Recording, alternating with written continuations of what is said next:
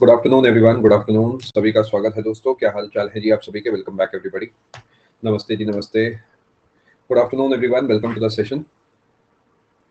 पुनीत, आप बेसिक्स अगर जानते हैं वायरस वगैरह के बारे में, थोड़ा बहुत आपको आइडिया है तो आप यहीं से कंटिन्यू करें। आप एक काम करिए, क्लास में रुकिए 10 मिनट। अगर आपको 10 मिनट बाद भी चीजें समझ में नहीं आती तो आप पिछली क्लास देख के फिर इस क्लास को देख लीजिएगा, अदरवाइज आप यहीं से कंटिन्यू कर लीजिए। Good afternoon everyone, welcome to the session. देखिए, आज हमारी 3-4 क्लासेस जो है चल रही है। प्लस पे आपकी 3 क्लासेस है, जिसमें 10 से 12 वाली क्लास जो है आपकी हो चुकी है। 1 से 3 वाली क्लास आपकी चल रही है, ये दोनों कंप्यूटर की क्लासेस हैं। उसके बाद 4 से लेकर 6 बजे आपकी जीके की एमसीक्यू क्लास है। ये तीनों की तीनों क्लासेस जो हैं आपकी प्लस वाली क्लासेस हैं। इसके बाद हम मिलेंगे शाम को 7 से 7:30, और उसके बाद हम मिलेंगे शाम को 7:45 से 8:15। ये दोनों आपकी जीके की स्पेशल क्लासेस है, प्रैक्टिस क्लासेस। ठीक है, कल संडे है, कल आपकी छुट्टी रहेगी और आने वाले समय में क्लासेस की फ्रीक्वेंसी थोड़ी सी कम कर दूंगा, क्योंकि मैं चाहता हूं कि आप बाकी सब्जेक्ट्स पे भी फोकस करें। तो अभी तो आपका ऐसे ही चलेगा 1-1.5 हफ्ता, लेकिन जो इस मंथ का आखिरी पोर्शन होगा उसमें क्लासेस में कम रखूंगा, सो दैट आप उस समय सिर्फ प्योर रिवीजन कर पाएं। आप सबके लिए भी यही सजेशन है कि क्लासेस जितनी लगानी है पहले लगा लो। आफ्टर 25th और समथिंग कोशिश करना सिर्फ अपने आप को टाइम देना, क्योंकि लास्ट मोमेंट पे सबसे जरूरी होता है कि जो नोट्स आपने बनाए हैं उसे आप रिवाइज करके जाएं। अगर आप उसे रिवाइज ही नहीं कर रहे तो फिर पूरे साल अपनी कॉपी में बैठ के उस कंटेंट को लिखने का कोई फायदा नहीं होगा। Good afternoon. आज रात को 10 बजे आपकी क्लास नहीं है पुनीत, क्योंकि आज सुबह से शाम तक आपकी मैं क्लास ले। ठीक है, पिछली क्लास में मैंने आपको जो पढ़ाया था दोस्तों, वो मैंने पढ़ाया था आपको साइबर सिक्योरिटी के बारे में, यानी इंटरनेट से जुड़े जो मसले हैं वो हमने डिस्कस करे थे। हमने देखा था कि जो वॉर्म होता है वो क्या होता है, रैंसमवेयर क्या होता है, वायरस क्या होता है, ये सब चीजें हमने समझी थी। उसी फाइल को मैं आपके सामने जो है दोबारा पेश कर रहा हूँ। सेशन खत्म होने के बाद मैं यहाँ तक के सारा कंटेंट आपके लिए जो है अपडेट सेक्शन में डाल दूंगा, आप इसे वहां से रिवाइज कर सकते हैं। मैंने आपको ये सब बेसिक बातें समझा दी थी, इन सब शब्दों का क्या मतलब है। अ, ये जैसे ये जो शब्द आप देख रहे हैं मैंने आपको बता दिया था। और इसके बाद जो है ये इंपॉर्टेंट बात है, ये आप सबको समझ आ गया था ना, एनक्रिप्शन और डिक्रिप्शन में क्या फर्क है, प्लेन टेक्स्ट साइफर में क्या फर्क है, क्रिप्टोग्राफी और स्टेनोग्राफी क्या होता है।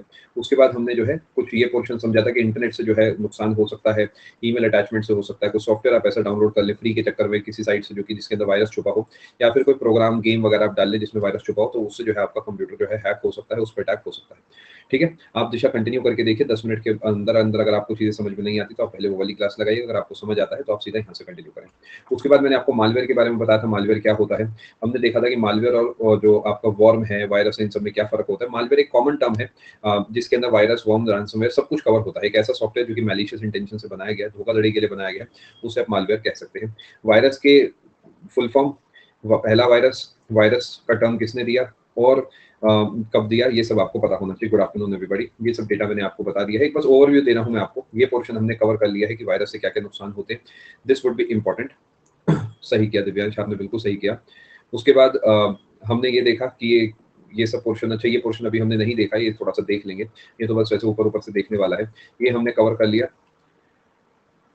वॉर्म समझ लिया, रैंसमवेयर एक एक करके दिखा रहा हूँ। वॉर्म समझ आ गया, रैंसमवेयर समझ आ गया, ट्रोजन समझ आ गया। तीनों में फर्क आपको क्लियरली पता होना चाहिए। वॉर्म जो है अपने दम पे काम कर सकता है।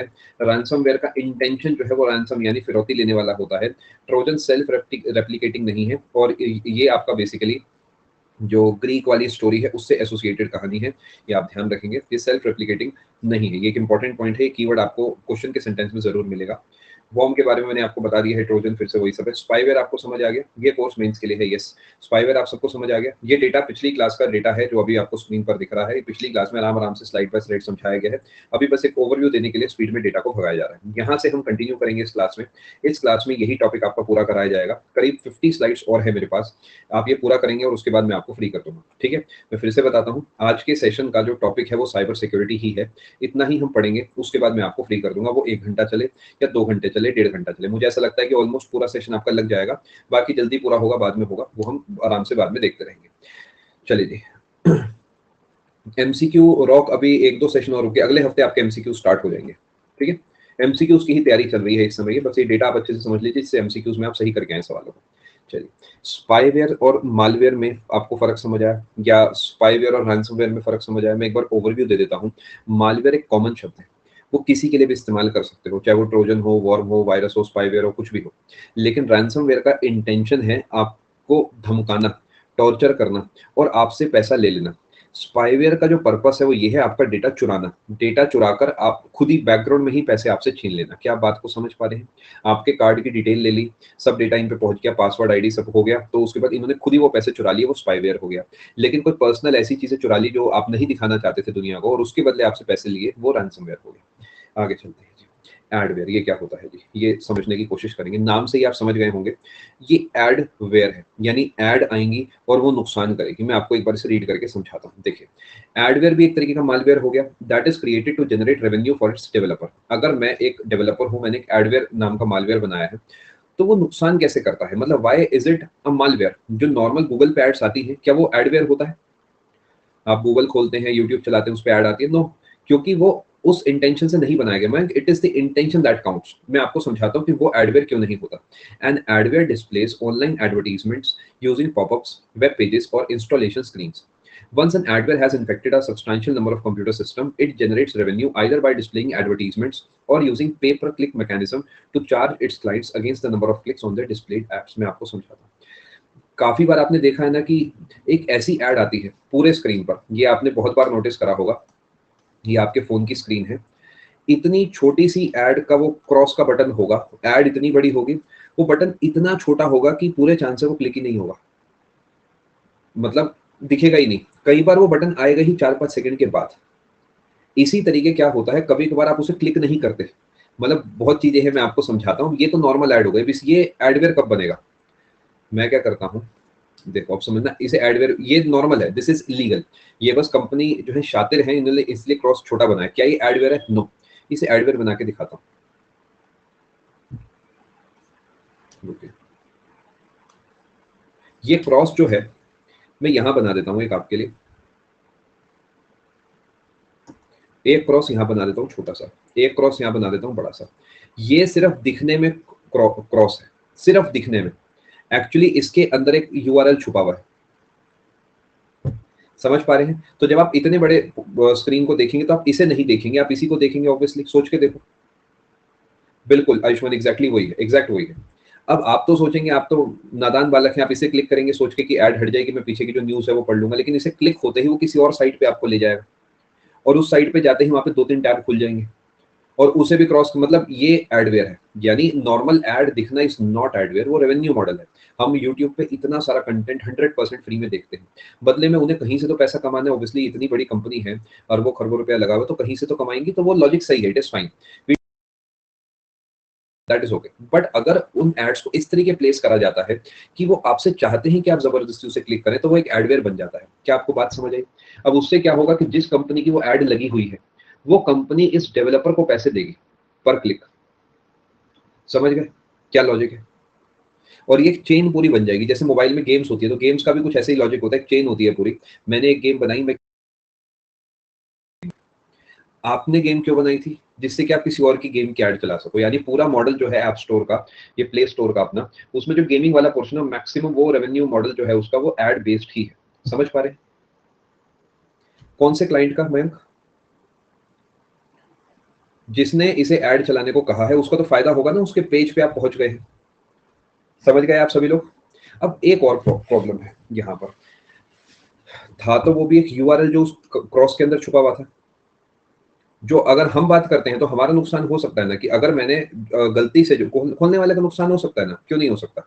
It is as bad as a link shared on your SMS. ये इस पे क्लिक करना उतना ही नुकसानदायक है जितना एसएमएस में आए हुए लिंक पे क्लिक करने से, बिकॉज दोनों ही केस में आपने लिंक को क्लिक करा है। यहाँ पर वो लिंक लिखा हुआ दिख गया, यहाँ पर वो छुपा हुआ था। समझ पा रहे हैं? अब इससे क्या होता है, it often paves way for other malware by displaying unsafe links as advertisement. समझ गए? वही कीवर्ड जो भी मैंने आपको बोला। इसलिए बच के रहिए बहुत ज्यादा। आपका डेटा सच में बहुत कीमती है। आपके डेटा से भले ही आपको फायदा नहीं होगा, लेकिन आपके डेटा से आपका नुकसान हो सकता है। कोई बात नहीं राजेश, क्या आप एडवेयर पूरा समझ पाए? मैं हर एक जो यहाँ पर मालवेयर है उसे अच्छे से समझाने की कोशिश कर रहा हूँ। ऑब्वियसली जो पहली क्लास में आए हैं उन्हें समझ में कम आ रहा होगा, क्योंकि उनका पिछला छूट गया है, पुराने पापी हैं वो। आप पिछली क्लासेस देखेंगे तो आपको और अच्छे से समझ में आएगा। आगे चलते हैं जी। की लॉगर्स ये क्या होते हैं?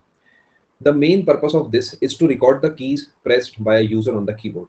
अब आप कहेंगे इसमें क्या बड़ी बात है? बहुत बड़ी बात है। इससे पासवर्ड आप बता सकते हैं। खुदा ना खास्ता मेरे लैपटॉप के अंदर ये दिक्कत आ गई, तो जो भी मैं कीज प्रेस कर रहा हूँ, क्या उसका सीक्वेंस रिकॉर्ड हो जाएगा? बिल्कुल सही, नोटोरियस। और वो सीक्वेंस से मेरा पासवर्ड, आईडी, सब कुछ उसके पास पहुंच रहा है। अब जो इतना बड़ा मालवेयर बना रहा है उसका पूरा दिमाग काम करता है कि पहले इसने आईडी लिखा, फिर इसने पासवर्ड लिखा, फिर इसने ओटीपी डाला, ओटीपी को रिजेक्ट करो, इससे कहीं लॉगिन कर लो। I hope you are understanding the point. इसलिए ओटीपी बहुत अच्छी चीज बनाई है, क्योंकि ओटीपी रियल टाइम में काम करता है। मेरा पासवर्ड किसी न किसी को तो पता ही होगा, बट ओटीपी उस पर बेस्ड है ही नहीं। अगर आप अपने फोन को सेफ रखते हैं तो बहुत अच्छा जो है आप सेफली जी सकते हैं। अब गवर्नमेंट ऑफ इंडिया कितना बढ़िया काम करती है। हम कई बार सोचते हैं हमारी सरकार पीछे चल रही है। लेट मी एक्सप्लेन गवर्नमेंट कैसे चलती है। एक छोटा सा एग्जांपल, इनसाइट है आपकी नौकरी के बाद की। अब तजुर्बा है जीवन का तो आपको बताता हूँ। देखिए, आपको अपने ई ऑफिस में लॉगिन, आपको पता है बहुत सारी फाइलें चलती हैं दफ्तरों में। दफ्तर मतलब ऑफिस और कुछ नहीं। अब ये फाइलों का सिस्टम कम होता जा रहा है। बंद तो नहीं हो सकती बिकॉज इंपॉर्टेंट डेटा होता है इसमें, बट अधिकतर फाइल्स जो है ना वो ई फाइल्स बन गई है। यानी जैसे पहले क्या होता था कि आप एएसओ हैं तो आप क्या करते थे, एक लेटर बनाते थे और आप अपने एसओ को भेजते थे। एसओ जो है उसे आगे भेजता था, मान लेते हैं अंडर सेक्रेटरी ने उसे साइन कर दिया। क्या यहाँ तक की बात आप समझ पाए? वो साइन होके वो फाइल आपके पास वापस आ जाती थी और आप उसे जहां रखना था रख देते थे। अब कैसे चलता है कि वो कंप्यूटर के अंदर जाती है। जैसे मेल सेंड करते हैं ना, वैसे एक ई ऑफिस करके एक सॉफ्टवेयर है बहुत बड़ा। उसके अंदर आप क्या करते हैं, एएसओ एसओ को भेजेगा, एसओ करते करते आगे यूएस को भेजेगा, ये इसे डिजिटली साइन करेगा। ठीक है, डिजिटल सिग्नेचर इस पे होंगे और ये फाइल वापस आ जाएगी और ये फाइल उसके बाद एएसओ जिसे भी भेजनी है, मान लेते किसी दूसरे मंत्रालय में भेजनी है या कहीं भी भेजनी है, चली जाएगी। क्या आप इस बात को समझ पा रहे हैं? अब इतना सारा डेटा होगा, सोचो ई ऑफिस के अंदर कितना सेंसिटिव डेटा होगा। वो सरकार का डेटा है, उसमें सारे statistics, number, reports, personal data लोगों का जो कि हमारे पास है। अगर आप इनकम टैक्स डिपार्टमेंट से सोचो कितना सारा डेटा होगा सरकार के पास। तो यहाँ पर अगर कोई हैकिंग हो जाएगी तो कितनी बड़ी दिक्कत होगी। तो सरकार का लॉगिन का तरीका बताता हूँ मैं। नॉर्मल आईडी पासवर्ड का लॉगिन सिंपल होता है। अब सरकार कैसे लॉगिन कराता है, मान लेते हैं आपको इसमें लॉगिन करना है तो ईमेल में लॉगिन करना है। तो ईमेल में लॉगिन का तरीका वैसे मैंने आपको पिछली क्लास में बताया था। एक आपकी आईडी चाहिए, एक आपका पासवर्ड चाहिए, उसके बाद एक ओटीपी चाहिए। अब ओटीपी कभी कभार नहीं आता तो एक अलग से ऐप डाली हुई है कवच नाम की। वो कवच के अंदर ओटीपी जनरेट होता है which refreshes every 30 seconds. Every 30 second it refreshes. आपको उस समय आप मान लेते 21 सेकेंड्स रिमेनिंग, 19 18, ये ओटीपी यहाँ पे लिख दो आके अपने पासवर्ड के आगे 6 अंकों में, और तब जाके आपका लॉगिन होगा। आप समझ पा रहे हैं कि कितना हाई लेवल सिक्योरिटी सरकार मेंटेन करती है। यानी आईडी भी चाहिए, पासवर्ड भी चाहिए, कवच का एक्सेस चाहिए और उसका रियल टाइम ओटीपी चाहिए। एक और बताता हूँ, ऐसे ही क्या होता है, ये जो ई ऑफिस में लॉगिन है ये आपका चलता है 2 लेवल पे। पहले आईडी डालोगे, पासवर्ड डालोगे, ओटीपी आएगा, वो एंटर करोगे, लॉगिन होगा। फिर नेक्स्ट लेवल पे जाने के लिए आईडी डालोगे, पासवर्ड डालोगे, फिर से नया ओटीपी डालोगे, वो लॉगिन होगा, तब जाके एक्सेस कर पाओगे। समझ पा रहे हैं आप? मतलब इस लेवल पे चीजें चलती हैं। वेरी लेस चांसेस राहुल, बाकी होने को हो सकता है। खैर ये मैंने आपको थोड़ा सा समझाने की कोशिश की है। की लॉगर्स आप समझ गए हैं क्या है? की का जो लॉग है, की से जो एंट्री हो रही है उसे रिकॉर्ड करता है। ठीक है, बैंक में पासवर्ड और फिंगरप्रिंट दोनों चलते हैं। जनरली ओरेकल या फिनाकल इस्तेमाल करा जाता है भी, तो दोनों चलते हैं। कभी कभार दोनों एक साथ, कभी कभार सिर्फ पासवर्ड। जैसे जब मैं करा करता सिर्फ पासवर्ड से लॉगिन हो जाता था, ओटीपी वगैरह नहीं था। अब मे भी आ गया, फिंगरप्रिंट भी तब हुआ करता था। A keylogger can either be a malware or hardware, ये आप समझ गए हैं। Keylogger makes logs of daily keyboard usage, और वो इसे किसी को भेज सकता है और आपका डेटा वहां तक चला जाएगा। समझ पा रहे हैं बात को? कंफर्म करें। ये सब हटा देता हूँ, नॉट इम्पोर्टेंट फॉर एसएससी। ये सिर्फ समझाने के लिए है कि सरकार काम करती है। उधर हम कहते हैं कि बताते क्यों हैं न्यूज में, और उधर हम कहते हैं काम नहीं करती। पूरे पूरे चांस है कि डिफेंस बहुत कुछ ऐसा कर रहा है जो हमें नहीं पता, वो नजरों में आना ही नहीं चाहता हमारा जो डिफेंस है, जो कि मेरे हिसाब से बिल्कुल अच्छी बात है। सीक्रेट में ही, बैकग्राउंड में ही सब डेवलप होने दो, हम क्या करेंगे उसे जान के, क्योंकि बहुत कुछ हो रहा होगा। It is, I am very sure on this. खैर आगे चलते हैं। क्या आपको यहाँ तक की सारी बात समझ आ गई? सिग्नेचर जा नहीं सकता मैं, बिकॉज सिग्नेचर के लिए फिंगरप्रिंट लगता है। समझ गए मैं? आपने देखा डिजिटली साइंड फाइल्स पीडीएफ वगैरह आती हैं कभी कभार आपके पास, उस पे लिखा होता है कि ये सिग्नेचर इस समय इस पर्सन ने किया है। वो सिग्नेचर होगा ही तब जब उस पर आप अंगूठा लगाएंगे। अब वो हार्ड कॉपी में आप चेक ही नहीं कर सकते। हार्ड कॉपी में तो मैं पेंट में जाके टाइप कर दूंगा, बट जो सॉफ्ट कॉपी होती है उसमें जब आप उसके ऊपर जाके क्लिक करेंगे ना, तो वो एक्चुअली उसे वेरीफाई कर देता है साइट पे से जाके। ठीक है, चलिए आगे। की लॉगर आप समझ चुके हैं, आप चलते हैं अब आगे। Some other threats to computer security. ये मैं अब आपको थोड़ी, ये बहुत इंपॉर्टेंट डेटा है और यहाँ से मुश्किल सवाल बनेगा। क्या करेगा वो? आपको स्टेटमेंट देगा, डैश इज द टेक्निक ब्ला ब्ला ब्ला ब्ला करके, और ऑप्शन में स्पूफिंग, सलामी टेक्निक, हैकिंग, क्रैकिंग, ये सब देगा। फिशिंग दे देगा, विशिंग दे देगा, स्मिशिंग दे देगा। यहाँ से फोकस बढ़ाना होगा। क्या आप तैयार है? एक बार आप मुझे कमेंट करके वादा करें कि यहाँ से आप अपना फोकस इंक्रीज करेंगे, बिकॉज अगर आप अगले 5 मिनट नहीं समझेंगे, आपका पेपर में एक सवाल गलत होने के पूरे चांसेस है। अभी तक सब आसान था, मैंने कह दिया था, अब मुश्किल है, ध्यान रखना। पहली बार में समझ नहीं आएगा, कोई बात नहीं, मैं दोबारा समझाऊंगा। ये वायरस नहीं है, ये तो थ्रेट है ना, ये टेक्निक है। यहाँ पर हम पढ़ने जा रहे हैं टेक्निक्स, किसके जरिए आपके पास तक वायरस पहुंचाया जाता है। This is a technique. ठीक है, ठीक है विकास। देखिए स्पूफिंग क्या होता है, पहले बेसिक डेफिनेशन रीड करूंगा फिर समझाऊंगा।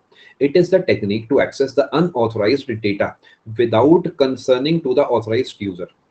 यानी मेरा डेटा इन्होंने चुरा लिया और मुझसे पूछा भी नहीं।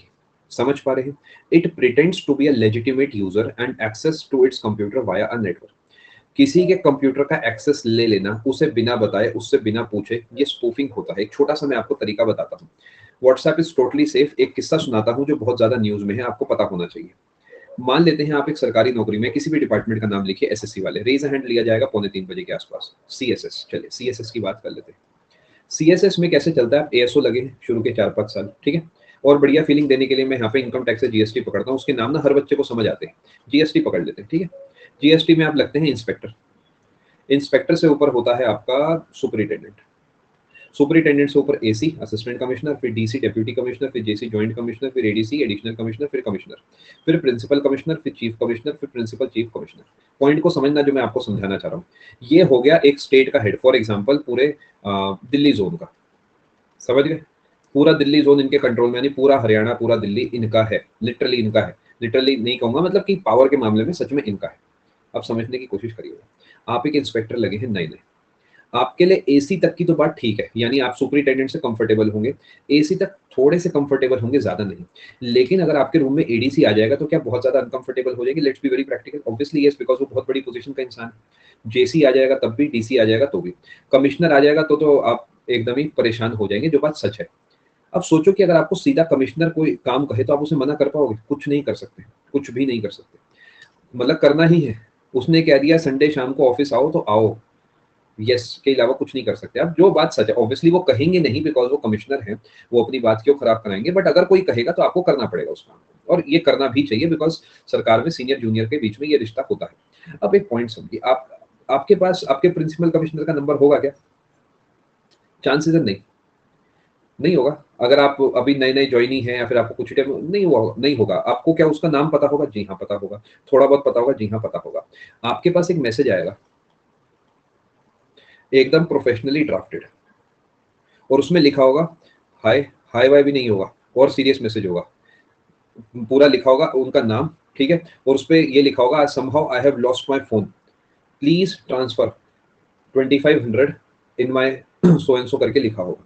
आप क्या करेंगे? सबसे पहले आप फोटो चेक करेंगे ना, फोटो ऑफिशियल फोटो ही लगी होगी, क्योंकि वो फोटो बहुत लोगों को पता है भाई ये इतना बड़ी पर्सनैलिटी है। आप क्या कर पाएंगे बताइए? आप कुछ नहीं कर पाएंगे, पूरे चांसेस हैं। थ्योरेटिकली आपको अपने सुपरिटेंडेंट को फोन करना चाहिए, बट प्रैक्टिकली आप कुछ नहीं कर पाएंगे, आप सीधा पैसे ट्रांसफर कर देंगे, क्योंकि प्रिंसिपल कमिश्नर ने कहा है। आप छोड़िए, आपका एसी होगा वो भी कर देगा चुपचाप। भले ही एसी को सब कुछ नंबर वंबर सेव्ड होगा, एसी के पास पीसी का नंबर होगा, बट वो मैसेज ऐसा फ्रेम है ना कि मेरा वो वाला फोन कहीं चला गया है, ये मेरे बेटी का फोन है, ऐसा ऐसा काम कर दो, मैं आपको ऑफिस में ही पैसे वापस कर दूंगा, ऐसा तो ऑब्वियसली आप ट्रांसफर कर दोगे। ये एक तरीके का धोखाधड़ी है जो कि बहुत फेमस है। It is quite in news, ये बहुत लोगों के साथ हो रहा है, बड़ी बड़ी पोजीशंस वाले लोगों का नाम का इस्तेमाल करके ये सब करा जा रहा है। So be aware of all these things. थोड़ा थोड़ा समझ पा रहे हैं? इस क्लास में मैं थोड़ा सा ज्यादा डेप्थ में जा रहा हूँ, because these particular things are important for you in general life as well. ये सब आपको आना चाहिए, ठीक है। ये अब मैं आपको आता हूँ अपने डेटा की तरफ लेके। स्पूफिंग, स्पूफ का मतलब क्या होता है? अगर कोई काम ऐसे हो रखा है, कोई सीरियस मूवी बनाई गई है और उसी का फनी रूप में डबिंग कर दी, कहते हैं ना इस मूवी का स्पूफ बना दिया है, तो उसमें क्या करा आपने? एडिट कर दिया, ठीक है। आपने उसे एडिट कर दिया इस तरीके की, आप समझ पा रहे वही है, लेकिन एक्चुअली वो नहीं है वो। तो स्पूफिंग में क्या होता है कि आप एक्सेस ले लेते हैं दूसरे यूजर के कंटेंट का बिना उससे पूछे। आगे चलते हैं, सलामी टेक्निक। पहले सारे एक एक करके रीड कराऊंगा, फिर फर्क समझा दूंगा। It diverts small small amounts of money from a large number of accounts maintained by the system. आपके पास डेटा आ गया किसी बैंक का या कहीं का भी, आप उसके अंदर से थोड़े थोड़े पैसे हर बैंक में से डेबिट करे जा रहे हो। कैसे कर रहे हो वो इंपॉर्टेंट नहीं है, बिकॉज अभी हम यहाँ पर जो बस थ्योरी पढ़ रहे हैं, कर रहे हैं किसी तरीके। किसी को पता नहीं लग रहा कि पैसा डेबिट हो रहा है, क्योंकि इतने छोटे अमाउंट पे हो रहा है, लेकिन इतने बड़े नंबर का हो रहा है कि किसी का उस पर ध्यान नहीं जा रहा, ठीक है। Hacking, it is the act of intruding into someone else's computer और नेटवर्क, ठीक है। It is the act of intruding into someone else's computer or network. It prevents authorized users from accessing the resources of the computer. Hacker is someone who does hacking process. ये तो आपको पता ही ना hacking क्या होता है. किसी ने रिमोट एक्सेस ले लिया आपके कंप्यूटर का, आपको पता ही नहीं लगा, आप कुछ कर ही नहीं सकते. कहते हैं ना हमारा कंप्यूटर हैक हो गया. तो ये है हैकिंग. अब यहाँ पर मैं आपको एक एग्जांपल देता हूँ जो कि रेशियल डिस्क्रिमिनेशन का सबसे क्लासिक एग्जांपल है, और ये जो वेस्टर्न वर्ल्ड है उसने ही क्रिएट करा. मैं बिल्कुल साफ बोलूंगा, मैं दिखाता हूँ कैसे. देखिए, एक होता है आपका, ओके मैं दिखाता हूँ कहाँ गया, मैंने स्पेसिफिकली वो चीज ऐड करी है, थोड़ा सा आगे होगा.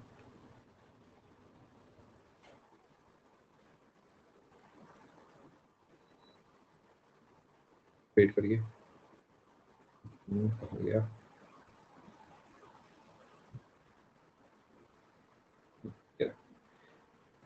हैकर भी दो तरीके के होते हैं. एक होता है व्हाइट, एक होता है ब्लैक. थोड़ा सा ऑब्वियस है, आप समझ गए होंगे कि ये जो जिसने टर्मिनोलॉजी बनाई होगी वो कैसे कब कहाँ बनाई होगी, वो उसकी सोच पे आधारित है. जिंदगी में भी ऐसे ही चलता है, व्हाइट मनी और ब्लैक मनी. ये टर्म से ही पता लगता है कि जो हम रेशियल डिस्क्रिमिनेशन करा करते थे वो आज भी जिंदा है. जी हाँ, क्रैकर लिखा है, समझाऊंगा. काफी लोगों को क्रैकर पता ही नहीं होता क्या होता है, लोगों को हैकर ही पता होता है बस. Let me explain this thing. Hackers and crackers are people having a thorough knowledge of computer systems.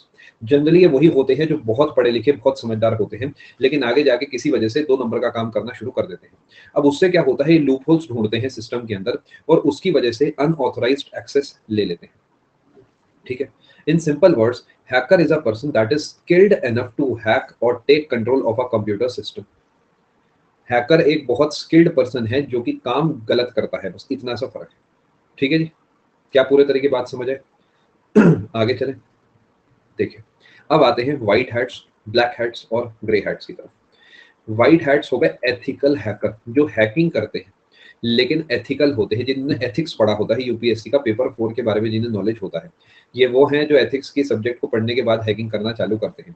अगर आप किसी कॉलेज से है जिसमें बीटेक वगैरह आपने करी होगी, या फिर आप कंप्यूटर साइंस आईटी इंजीनियर है, तो आपने एथिकल हैकिंग के बारे में कभी ना कभी कुछ ना कुछ जरूर सुना होगा.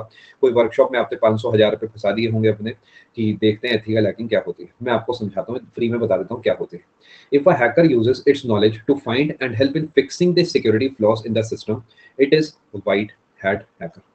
यानी ये अच्छे लोग होते हैं.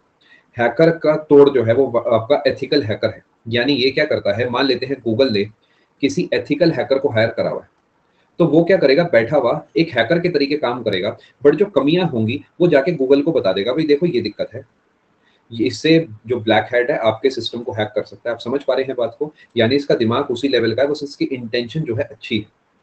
थोड़ा सा आप समझ पाए? बिल्कुल सुमित, बिल्कुल. यानी हैकिंग के लेवल पे ही जी रहा है, लेकिन ये काम एथिकल कर रहा है. On the other hand black hats जो है ये अनएथिकल हैकर्स होते हैं, ये अनएथिकल काम करते हैं और उसके बाद क्या करते हैं, एक्सप्लॉइट करते हैं जो लूप होल्स हैं, इसलिए इन्हें ब्लैक हैट्स कहा जाता है. क्या बात को समझ पा रहे? फर्क एक ही है ब्लैक हैट्स और व्हाइट हैट्स में, काम की इंटेंशन का. इसी को क्रैकर बोला जाता है. अब सोचिए पेपर में क्रैकर आ गया ना, तो क्रैक नहीं होगा वो सवाल, क्योंकि हमने तो हैकर ही सुना है बस. अब एंड में क्या होगा, तुक्का पड़ेगा, स्किप होगा, और जबकि एनसीईआरटी के अंदर का टर्म है ये. ठीक है. क्रैकर वो हो गया जो कि एक हैकर है, निगेटिव काम करने वाला. Black hats are crackers. थोड़ा सा समझ पा रहे हैं? एक सिक्योरिटी करता है, दूसरा तोड़ता है. नहीं हिमांशु, दोनों सिक्योरिटी की कमियां निकालते हैं. ब्लैक वाला उससे गलत फायदा उठा लेता है, व्हाइट वाला सिस्टम को ठीक करने में यूज में लिया जाता है. ठीक है. हैकर अपने आप में जो शब्द है वो इनकम्प्लीट सा है. उसका मतलब ये है कि बस मैं अनऑथोराइज्ड एक्सेस ले रहा हूं. अगर एक्सेस लेने के बाद मैं आपको बता देता हूं, भाई देखो ये दिक्कत है, तो आप व्हाइट हैट हो गए. अगर आपका मैं गलत फायदा उठाता हूं, आपको टॉर्चर करता हूं, तो आप ब्लैक हैट हो गए, मैं ब्लैक हैट हो गया. क्या बात को समझ पाए? बिल्कुल विष्णु. आगे चलते हैं. अब आते हैं जी ग्रे हैट्स की तरफ. The distinction between different hackers is not always clear. There exist a grey area in between which represents a class of hackers that are neutral. They hack system by exploiting, but they do not do so for monetary gains. ये कुछ ऐसे लोग होते हैं जो सिर्फ challenge करते हैं सिस्टम को. अभी कुछ समय पहले एक न्यूज आई थी, बहुत ज्यादा स्टैट्स में तो नहीं जाऊंगा, बट आधार कार्ड जो है उसकी जो पेरेंट कंपनी है यूआईडीआई, उसके जो हेड थे, उन्होंने कहा था कि आधार इज टोटली सेफ. और उन्होंने कहा कि उन्होंने अपना आधार नंबर वगैरह वहां पे पेश कर दिया. ठीक है. बस एक न्यूज है, न्यूज के तरीके लेना कि इट इज टोटली सेफ. बताओ इससे क्या कर लोगे? थोड़ी ही देर के बाद कुछ लोगों ने सब कुछ हैक करके इनके खाते में 1 रुपया ट्रांसफर भी कर दिया था. इनके जीवन से जुड़ी बहुत सारी पर्सनल बातें भी वहां पे लिख दी थी, और साथ में कुछ डेबिट वगैरह भी शायद कर दिया था. मतलब पूरी इनकी जो पत्री है वो वहां निकाल के जो है लिख दी थी. अब बात को सोचिए, 1 रुपया इसलिए करा ना, it was a challenge, like वो चाहते तो कुछ भी कर सकते थे, बिकॉज इतनी बड़ी पोजीशन का इंसान है तो पैसा उसके पास होगा, सरकार की तरफ से दिया हुआ बहुत सारा। 1 रुपया ही क्यों, बिकॉज वो बस बताना चाह रहे थे कि करने को हो सकता है, सिस्टम को चैलेंज कर दिया, कमी बता दी। तो ये हो गए, कौन हो गए जी, ग्रे हैकर्स। क्या आप समझ पाए ग्रे हैकर्स क्या हुए? ग्रे हैट्स हो गए, यानी ये न्यूट्रल होते हैं, इन्हें कोई लालच नहीं है किसी का, बस ये बताना चाहते हैं भाई देखो एक कमी है। The grey hats take system security as a challenge and just hack system for the fun of.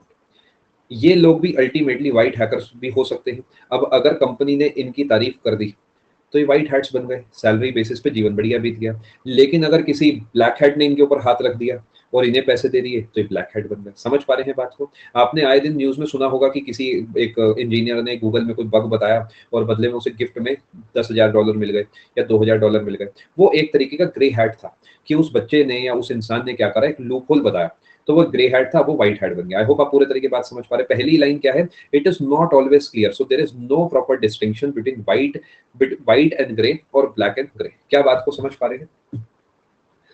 ये कुछ नया सिखाया है मैंने आपको, hacker cracker, black white grey. Generally hacking पता होती है उस बच्चों को, क्रैकर बहुत कम बच्चों को पता होता है। ग्रे हैट्स तक तो मुझे नहीं लगता आपके, अगर आप इन जनरल किसी किताब को पढ़ेंगे तो उसमें आपको मिलेगा। ठीक है, आगे चलते हैं, थोड़ा सा कहानी को आगे लेके चलते हैं। अब कुछ शब्द होते हैं जो मैं आपको समझाना चाहता हूँ, देखिए। ओके, सबसे पहले स्पूफिंग तो आपको समझ आ गया।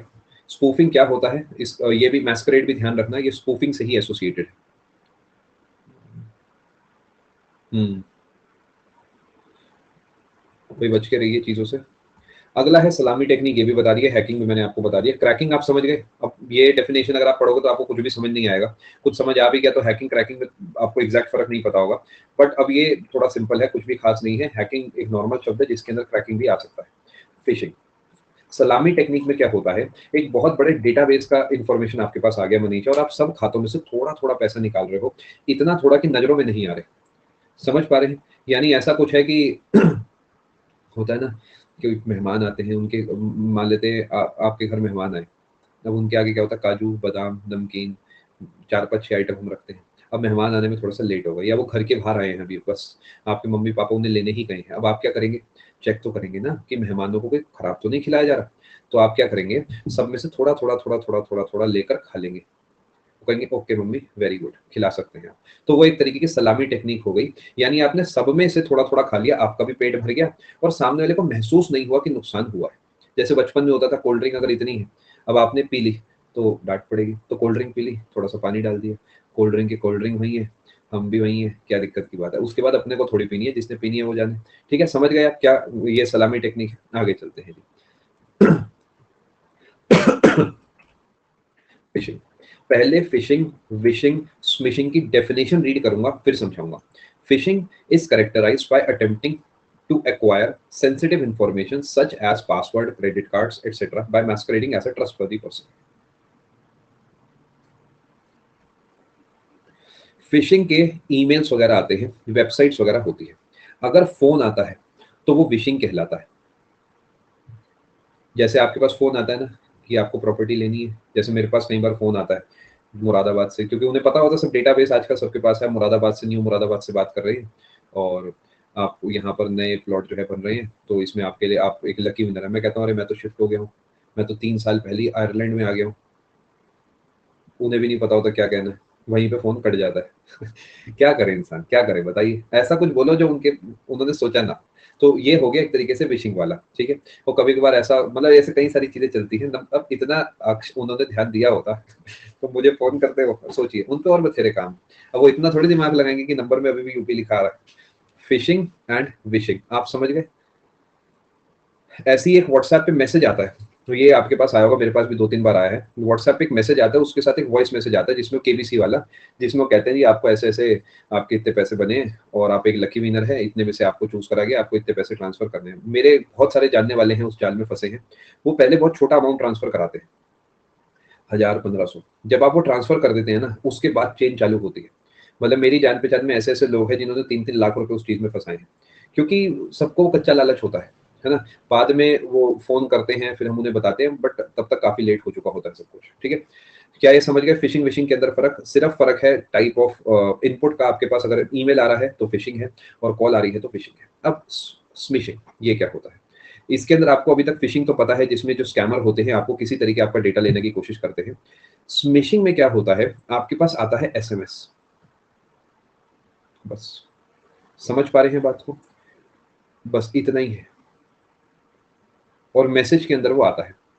स्मिशिंग मैसेजेस, अब जैसे मैं आपको बताता हूँ, आपके पास एक मैसेज आएगा कि आपका एचडीएफसी का जो कार्ड है वो अप्रूव हो चुका है, प्री अप्रूव्ड लोन चल रहा है उसमें। ऐसी एसबीआई का भी आएगा। इन्हें पता है कि जो बड़े बड़े बैंक से उनके मैसेज करोगे, इन्होंने एचडीएफसी वाला मैसेज जो है मान लेते हैं करा 100 लोगों को। ये सबको पता है कि 100 में से कम 20 लोगों का खाता एचडीएफसी में होगा ही होगा, बिकॉज एचडीएफसी देश का सबसे बड़ा प्राइवेट बैंक है। प्राइवेट बोला है, वैसे तो एसबीआई है, देश का सबसे बड़ा प्राइवेट बैंक है, दुनिया का 10वें नंबर का बैंक है एचडीएफसी, दुनिया का। तो बहुत बड़ा बैंक हो गया ऑब्वियसली। तो सबको पता है इतना बड़ा बैंक है, तो इसका मतलब इसमें बहुत सारे करोड़ों खाते होंगे। तो अगर 10 में से 100 में से 10 लोगों ने भी मैसेज पढ़ा ना, 10 में से 5 इसे ऑथेंटिक मानते हैं। उन्हें लगता है एचडीएफसी ने उन्हें मैसेज करा है, क्योंकि एचडीएफसी से तो रोज मैसेज आता है कि 1000 रुपए कट गए, 200 रुपए आ गए, ये हो गया वो हो गया। तो एक और मैसेज उसमें एचडीएफसी का आ गया। अब वो इतना ध्यान नहीं देते और इस लिंक पे क्लिक कर देते हैं, वहीं पे काम खराब हो जाता है। ऐसी एसबीआई का मैसेज आता है, क्योंकि बहुत लोगों का एसबीआई में भी जो है आपका जो है खाता होता है। तो एसबीआई वाले, जैसे एसबीआई वाला जो सरकारी आदमी है, सरकारी में मोर देन अराउंड 50% लोग एसबीआई में अपना खाता खुलवाते हैं, क्योंकि वो एक सोच बनी हुई है, भाई हम भी सरकारी, ये भी सरकारी, ये सेफ है, ऐसा वैसा। सेफ आजकल अधिकतर बैंक से, बट स्टिल अधिकतर लोग एसबीआई में खाता खुलवाते हैं। तो अब यहाँ पर भी यही चलता है। आप समझ पा रहे हैं? मेल आएगा अगर आपके पास तो क्या होगा जी, बताइए। अगर आपके पास ईमेल आता है तो वो फिशिंग है, अगर आपके पास कॉल आती है तो विशिंग है, और अगर आपके पास मैसेज आता है तो स्मिशिंग है। हाँ, बहुत बढ़िया हिमांशु। एक बार मेरे पास भी कॉल आया था, मैं बैंक में था, शायद मैंने आपको एक आध बार पहले ही बताया होगा। मैं तब बैंक में काम करा करता था एज एन असिस्टेंट मैनेजर। तो मेरे पास कॉल आया था कि ऐसे ऐसे मैं असिस्टेंट मैनेजर बोल रहा हूँ किसी बैंक का, और ऐसे ऐसे। तो मैं कहा मैं ही बोल रहा हूँ। तो बस फिर फोन कट गया, और क्या होना। मैं तो सच ही बोल रहा था यार, मैं सच में था उस समय असिस्टेंट मैनेजर, मैं अपनी सीट पे ही बैठा हुआ था उस समय। लो भाई कर लो बात। समझ पा रहे हैं बात को? कम से कम इतना तो ध्यान दो कि संडे को फोन नहीं करना। कई बार तो संडे को बैंक से फोन आ जाता है। संडे को कौन सा बैंक खुलता है भाई? कम से कम बेसिक रूल्स तो अपने जूनियर्स को बता देने चाहिए, स्कैमर्स को। फिशिंग विशिंग स्मिशिंग में आपको फर्क अगर समझ आ गया, अब मैं आपको बताता हूँ क्या कैसे किए। We have detected unusual activity on your account, इसमें और फैंसी फैंसी बन जाता है। A debit of ₹10,000, please call this number to speak to, ऐसे करके, please call this number if not withdrawn by you. समझे? करोगे ही कॉल। ऊपर लिख के मान लो आगे HDFC BK, यहाँ लिख दिया IN ऐसे करके, लगेगा ही कि HDFC का मैसेज है। समझ पा रहे हैं? या ऐसा लिख देंगे there is a debit of ₹10,000 in your account या from your account, if not you call this number. समझ पा रहे हैं बात को? You have won a free gift, ये तो आपको पता ही होगा भाई, मैं इतना लकी नहीं हूँ। मैंने जो करा है मेहनत से ही किया है। मुझे सड़क पे भी कभी 10 के नोट से ज्यादा नहीं मिला। तो मैं नहीं हूँ इतना लकी, वो दूसरे लोग हैं जिन्हें 50 का मिला था बचपन में। तो ये हम नहीं हो सकते, तो बच के रहना है इन मैसेजेस से। जैसे कि आप ये रीसेंट कस्टमर्स वाला ये सब आप समझ पा रहे हैं। जैसे ये urgent, your bank account has been compromised, please click this link to reset your password. ये बहुत खतरनाक मैसेज है, क्योंकि पढ़ेंगे तो आप एक पॉइंट को तो डरेंगे ही, और 100 लोग डरेंगे, एक तो क्लिक करेगा, वही एक चाहिए बस इन्हें। बिल्कुल सुमित, बिल्कुल करेगा। मेरा एक अकाउंट है एचडीएफसी में, मेरे पास रोज एचडीएफसी से कॉल आता है, उस पे एचडीएफसी ही लिखा होता है, और वो मुझे कहते हैं कि आपका जो कार्ड है उस पे आपको सो एंड सो लोन मिल सकता है। मैं उसे हर बार काटता हूँ, क्योंकि उससे अब मेरी नज़र में एचडीएफसी की इमेज खराब हो चुकी है, बिकॉज अगर सच में भी कोई एचडीएफसी से कॉल करेगा, मैं उस पर विश्वास नहीं करूंगा। बट अगेन, इन लोगों को इस बात से क्या लेना, इन्हें बस अपने नोट छापने हैं। खैर आगे चले, क्या यहाँ तक की बात आप समझ पाए? अब ये कितना डेंजरस है आप जानते हैं, आपका डेटा इन पे चला जाएगा, फिर आप रोते रहेंगे बैठ के। स्पैम क्या होता है? It is the abuse of messaging systems to send unsolicited bulk messages in the form of emails. समझ गए? स्पैम आप जानते हैं क्या? भर भर के मैसेज आए जा रहे हैं। 10 काम, 2-3 एसएमएस काम के आते हैं दिन में, बाकी सारे फर्जी आते हैं। मतलब मैं काम छोड़ के रम्मी खेलूं, इन लोगों के साथ जाके पोकर खेलूं, 50 रुपए में 1 करोड़ रुपए जीत जाऊं, मतलब ये मुझे ऐसा चाहते हैं। क्या चल रहा है देश में? ठीक है, वो सब स्पैम मैसेजेस होते हैं। आप कितने भी मैसेजेस को ब्लॉक कर लो, उनके पास इतना बड़ा डेटाबेस है नंबर्स का कि फिर से मैसेज आते ही रहेंगे। ठीक है, आगे चलते हैं। एडवेयर आपको समझ आ चुका है, ठीक है, आप इस बारे में जानते हैं। रूट किट क्या होता है? जिसमें आपका कंप्यूटर सिस्टम का जो एडमिन का कंट्रोल है वो ये ले लेता है, बस उसे रूट किट कहते हैं। यानी जो कंप्यूटर का आपका बेस है वो इसके कंट्रोल में चले जाता है। आगे चलते हैं, ये कुछ खास इंपॉर्टेंट नहीं है, अब इस पे आते हैं। ऑनलाइन वर्चुअल कीबोर्ड और ऑन स्क्रीन कीबोर्ड में क्या फर्क है? नहीं, बैंक बोलते हैं नहीं, ऐसा नहीं बोलते आयुष। बैंक बोलते हैं कि वो कभी भी क्रेडिट कार्ड, डेबिट कार्ड की डिटेल्स और ओटीपी के लिए कॉल नहीं करते। बैंक एक्चुअल में कॉल करते हैं, बस वो उन डिटेल्स के लिए कॉल नहीं करते कभी। चलें आगे, यहाँ तक आप ठीक है, सांसें बनी हुई हैं आपकी, तो मैं आगे चलो। जी हाँ हिमांशु, आप कुछ भी करते रहे, कुछ होगा ही नहीं। Good afternoon Rakesh.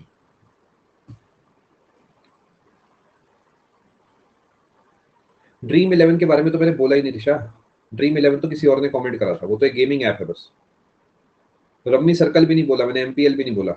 मैं इतनी आसानी से नहीं फंसता हूँ बातों में पापियों, मैं पुराना टीचर हूँ। मैं जो वर्ड बोल रहा हूँ बड़ा सोच समझ के बोल रहा हूँ। मैंने पोकर बोला, it is a game. Rummy बोला, इट इज अ गेम, है ना? तो ऐसे नहीं फंसता यार, मैं बहुत पुराना टीचर हूँ, क्या बात कर रहे हैं। चलो खैर आगे चलते हैं। ठीक है, वो सब एप्स हैं बस, और कुछ भी नहीं है। ऑनलाइन वर्चुअल कीबोर्ड और ऑन स्क्रीन कीबोर्ड में क्या फर्क है, समझिए जरा। दोनों देखने में एक जैसे लगते हैं, वर्चुअल है ऑनलाइन है एक जैसे हैं, बट एक काफी बड़ा डिफरेंस है, समझिए क्या है।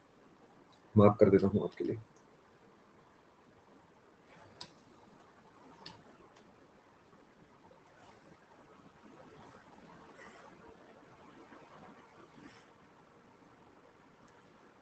मैं अभी आपको इसका एग्जांपल देता हूँ। आपका भी आपने पीओएस मशीन का इस्तेमाल करा, पॉइंट ऑफ सेल मशीन, जो कि आजकल मॉल्स में, शॉपिंग आउटलेट्स पे, मर्चेंट्स पे, आप दुकान से कुछ खरीदने गए, आपने कार्ड स्वाइप करा है ना, वहाँ पे करा होगा।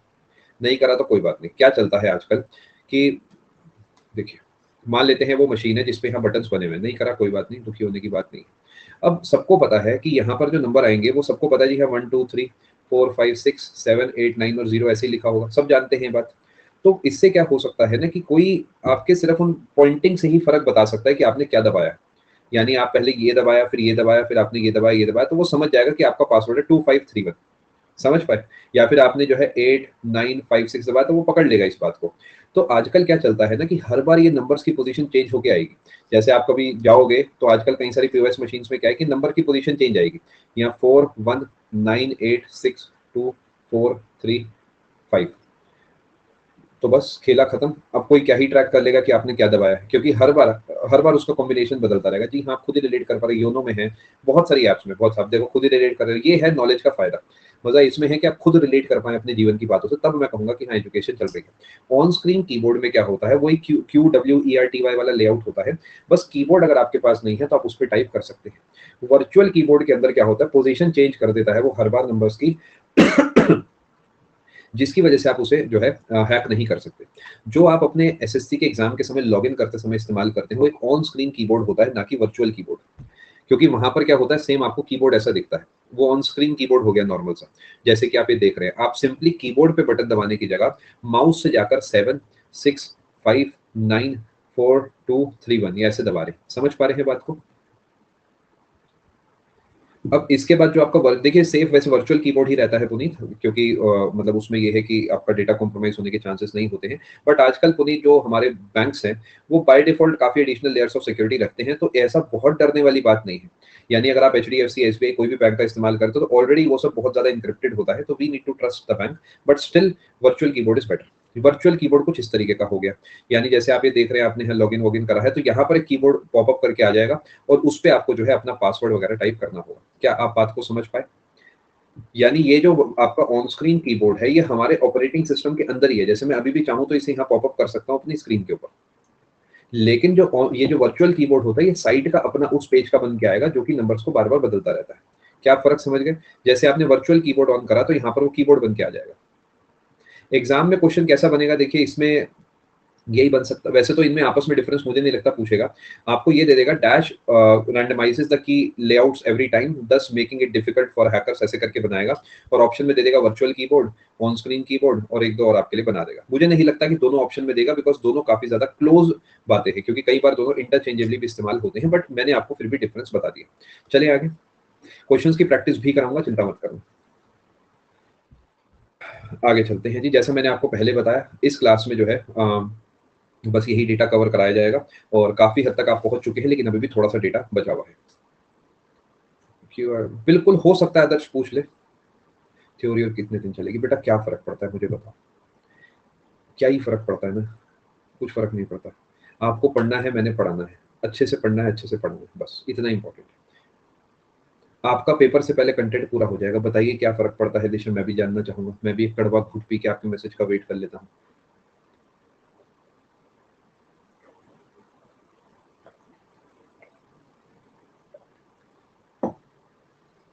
प्रैक्टिस। बेटा एक बात बताओ, जब पढ़ा ही नहीं तो टिक क्या करोगे? कद्दू।